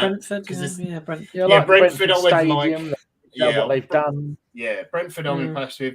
And the other one is a weird one, but Palace I've always enjoyed. I just think, like Selhurst Park's great. Wrighty obviously was there, and they're just kind of one of those teams that they know realistically they're never going to quite do that much, but they they keep going and their fans are always at it, and it's always a really good atmosphere. So they're having a great second half at the moment. Probably going to score fantastic kits this year as well. Palaces, they are yes, I like those. Just really quickly, because I know we are wrapping up, but I watched, speaking of old clubs we used to like, I watched some League One action last night. I watched Charlton beat Portsmouth 3-0, and it reminded me how much I missed Pompey and the Chimes. But it also reminds me of that Van Persie goal at Charlton all those years ago. Yeah. I used to go to Charlton sometimes. My nan and granddad used to live literally where is the old stadium. Not the old, not the New Valley. What was it called? Yeah. I know what you mean. I can't think. I can't remember the name of it. The old ground. Yeah, whatever the old ground was called now. It's so long ago. But yeah, it was like sort of in a dip. And then you'd go back up the hill and then back down the road to my nan and granddad's house. So you have to walk up this massive fucking hill for ages to get to this. Oh, it seemed like massive. It was probably like 2 minutes, but I was about this tall. So, it seemed like it took a long, long time. I had very short legs then. Right, we'll go back to... Go on. They've got a player, by the way, at Charlton, who's ironically on loan from Palace. Really like the look of him. He's called Jesuran Rakisaki. That is genuinely his name. Winger. Very much Bukayo Saka-esque. He's raw. I think he's 20. He's in that ballpark. I thought he said 12 then, yeah. No, he's not 12. No, he isn't going to get games because like Eze and Zaha and that are at Palace, but I think Vieira said he can go on loan because he wasn't going to get game time. But he looks really good. Direct, proper old-fashioned winger. I really like him. So just keep an eye, Arsenal. Keep an eye. Charlton, we've snapped a few up in the past, so keep an eye. Yeah. I do wonder if we'll ever go back for Eze. He's a lovely player. He's a great player to watch. So we'll go back to Stefan's question. We had some great answers in the chat from people. What player in Arsenal history would you compare Xhaka to this season? I'm going to answer first because I'm going to cheat. I wouldn't compare him to anyone because I think it's very difficult to compare players to previous ones. And I think what he does, I'm not saying no one at Arsenal has ever done it before, but I think it's something we haven't seen in our midfield for a long time. In terms of maybe comparing him to sort of like a comeback from a low point, or, not being really a fan's favourite, I would say sort of the tail end of Coquelin would be like the most recent in memory. In terms of everyone sort of thought, he's not really great, is he? I know like people didn't have the dislike for him like they did with Xhaka, but in terms of sort of turning the opinion round on him, and he had that really good run of games and everyone went, is Coquelin the answer to our defensive midfield problem? And obviously that was not the answer to our defensive midfield problem. But he did have that sort of... we loved we all love a bit of cock. Yeah, we How many times did we say that? Can't beat a bit of cock. Yeah, he had that revival moment. A few of the answers from the chat we had. Mr. Waffles had Gramondi, which I thought wasn't a bad shout. The legend. Arnie said Vieira, which I was like, that's a strong one. That's a strong one. Yeah. Noza said Abue, which I'm trying to think from Abue going, because obviously he got booed off in that game by our own fans. Wigan, terrible. Yeah. Peak Arsenal. Right. He did play again afterwards. So, yeah, I can kind of see that one. Paul Nell said, oh, no, sorry, not Paul Nell. Loki said Peter Nicholas or John Jensen. Although, to be fair, Xhaka is a bit of a goal machine these days, so the John Jensen comparison is a little bit harsh. Jim Eve says Paul Davies, which I thought wasn't a bad one. And Dempsey said Frank McClintock. So yeah, I got quite a few. I got two good ones. One I think you might go, oh yeah, and then the other one you might go, huh? The first one was Ray Parlour. Oh, you Just right. See, yeah, he was the first one that popped into my head. I was thinking, yeah, Parlour never had like a dip in terms of favoritism with the fans, but I guess in terms of ability and sort of work rate and stuff. Not being he came flash. in as he came in as a right midfielder who didn't really have a position, and Graham sort of had him as a squad member, but he didn't really know what he was doing, and then he got moved inside, and and he was so important in that Invincibles team. You go back and he was. Oh yeah, he's kind of is Xhaka in that terms of Mr. Consistent, hardly ever injured. Yeah. Assists, rock hard as well. You're not going to fuck with him. So that's my main answer. My other answer is Mikel Arteta. If you look at what he did in especially at Everton, where he was always loved, but he was never really at this level. He was very similar at PSG, played a very similar role there, and at Rangers he was a cult hero. I just think in terms of that's probably more of a footballing equivalent rather than a come back from adversity type of thing. Shame that he never got to play the Everton role at Arsenal. If he had played that further forward attacking midfielder, will they be calling it the Xhaka role like the Makelele role in 10 years? I wonder. Probably not, but you never know. I mean, stranger things. Well, like I said earlier, Xhaka's his pace has never changed, so he could do this for another 8 years. You never know. And it's funny actually the Arteta comparison because in terms of like at Gladbach, where he was so young as a captain and everything else. And obviously, like moving from Gladbach to Arsenal was like a very big move, step up sort of thing. He's still very much a cult hero, and all the Gladbach Twitter accounts and stuff. They all still like when it's his birthday or he does something really well. It's they always tweet something about him. And Arteta was always he had a bit about him in terms of spikiness, didn't he? Like big time. He was a bit of a shithouse as well at times. Well, he's still fucking got it now. You can see there's a couple of times when he's on the sideline, and I'm like. Someone needs to go and chill Mikel out because he's going to fucking punch someone in a minute. He upsets Richard Keys a lot, doesn't he? Bless him. That's just... He lives rent-free in his head, in his hairy head. Yeah. Well done. That was a great question, though, Steph. That was a good question, yeah. One of the very best questions. Very good, yeah. I think that's it for questions, Danny. Should we wrap it up? Because we've probably gone on longer than we planned to, as usual. I've got to say a quick thank you to the 1,600 people who followed us on Twitch at the last show. Thank fuck we weren't looking at Twitch at the time. We've gone from 293 followers to nearly 2,000. Is that real? Really? Genuinely? Yeah, whoever. Oh, they're all fake. Someone's just bought them for us. They're all bots. So imagine if anybody was, because I don't take any notice of the Twitch. It just runs on its own. Witty's there, and who else is? Spry is there. So I don't know if you two saw it on the last live show. But I went back after the show and saw all these accounts that followed. So it must have been bing, someone's followed for 1,600 follows. We got botted. But we'll take it. All we need to do now is get Twitch partnered, and then we get one of those emails where they say, if you play 8 adverts per hour, we'll give you this much money. Yeah. I'd still tell them to fuck off. No adverts. Definitely. It's killing. When you turn on a Twitch channel for the first time and you've got 2 minutes of adverts before you even know what you're watching, what are they doing? But if you get Twitch Turbo, you don't have to worry about that. So, it swings around about. Or just be a mod like me and you don't have to worry about ads. Flex. Yeah. Anyway. Oops. What have you done? I got so excited I pulled my mic out. Yeah, but no, in all seriousness, thank you to those who do join us on Twitch, because it's still an early venture that we're in, and we just wanted to kind of be on as many platforms as we could, because not everybody likes Twitter and not everybody likes Spotify, not everybody likes YouTube, etc. and so on. So yeah, if you do join us on whatever platform, please do hit the follow and the bell and the subscribe and the algorithms and all of these things that I don't really understand. That'd be great if you could do those things, because it does help spread the love.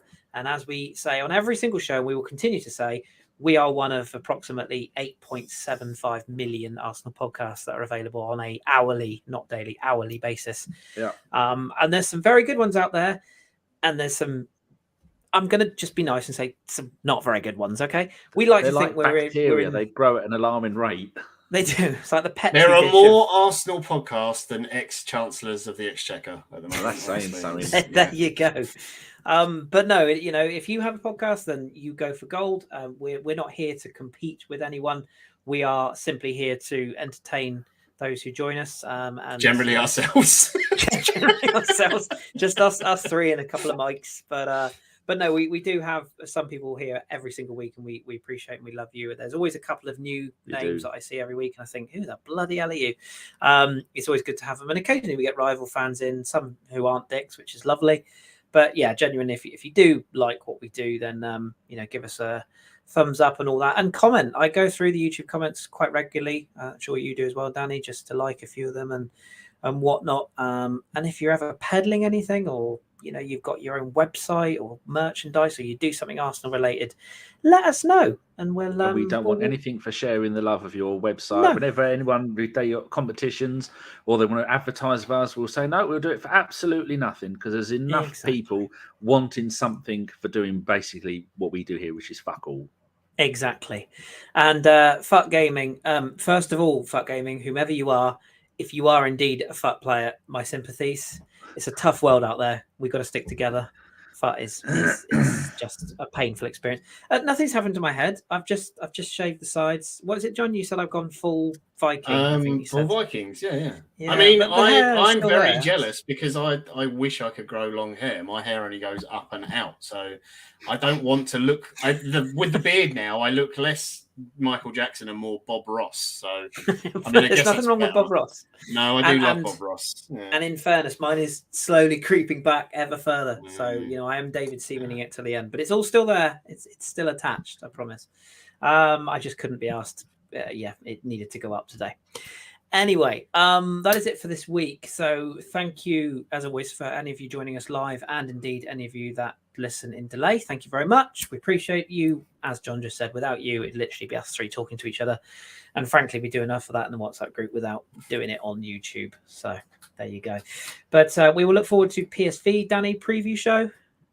It's going to be 9 o'clock tomorrow night, Wednesday night, with me and Stan the Man in sunny Canada. And then the post-game show will be Thursday, about 8 o'clock, with me and Deke, who did the Leeds post-game show. Just organise those during this show. Fabulous. Good stuff. We will look forward to that. And of course, we'll be doing similar, I would imagine, for Southampton. You'll have to work out schedule for that one, Danny. I'm sure it's close to the time. But yeah, Southampton away on Sunday. I presume it's a 2 o'clock, is it? A 2 o'clock kickoff again? Yeah, so we're doing the preview show will be on the Saturday night. Cool. So we will do that as well. All that remains to be said, obviously, is let's hope Man United and Spurs, not literally, but figuratively, kill each other, because they're playing each other tomorrow night. Hopefully a massive hole opens up and they both get swallowed into it, never to be seen again. But thank you very much for tuning in. We appreciate you all. Let's hope for another win in Europe, followed up by another defeat of Southampton. That would be bloody lovely as we go into yet another clustered week ahead, because it's just games. Anyway, thank you very much for joining us. We appreciate you all. John, thank you for your time, sir. Pleasure as always. Danny, you kind of have to be here, even though you don't, but it's the running gag. So thank you.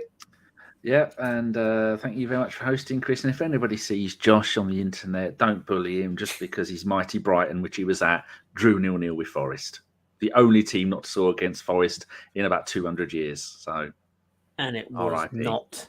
And it was not a good game based on what I saw to my left. Right, everybody. Thank you very much for joining us. We appreciate you very much. We love you very much. Keep it Arsenal, and we'll speak to you very soon. As soon as they scored that goal, I was fucking livid. Get down, dog. Splendid business. He nearly caught the bloody thing. What are you talking about? So I was just eating a full quiche. Well, you don't often see them at Ibs, so when you see them in the supermarket, they need to be swagged, microwaved immediately, and get the brown sauce on and bosh, Bob's your uncle. Never in doubt.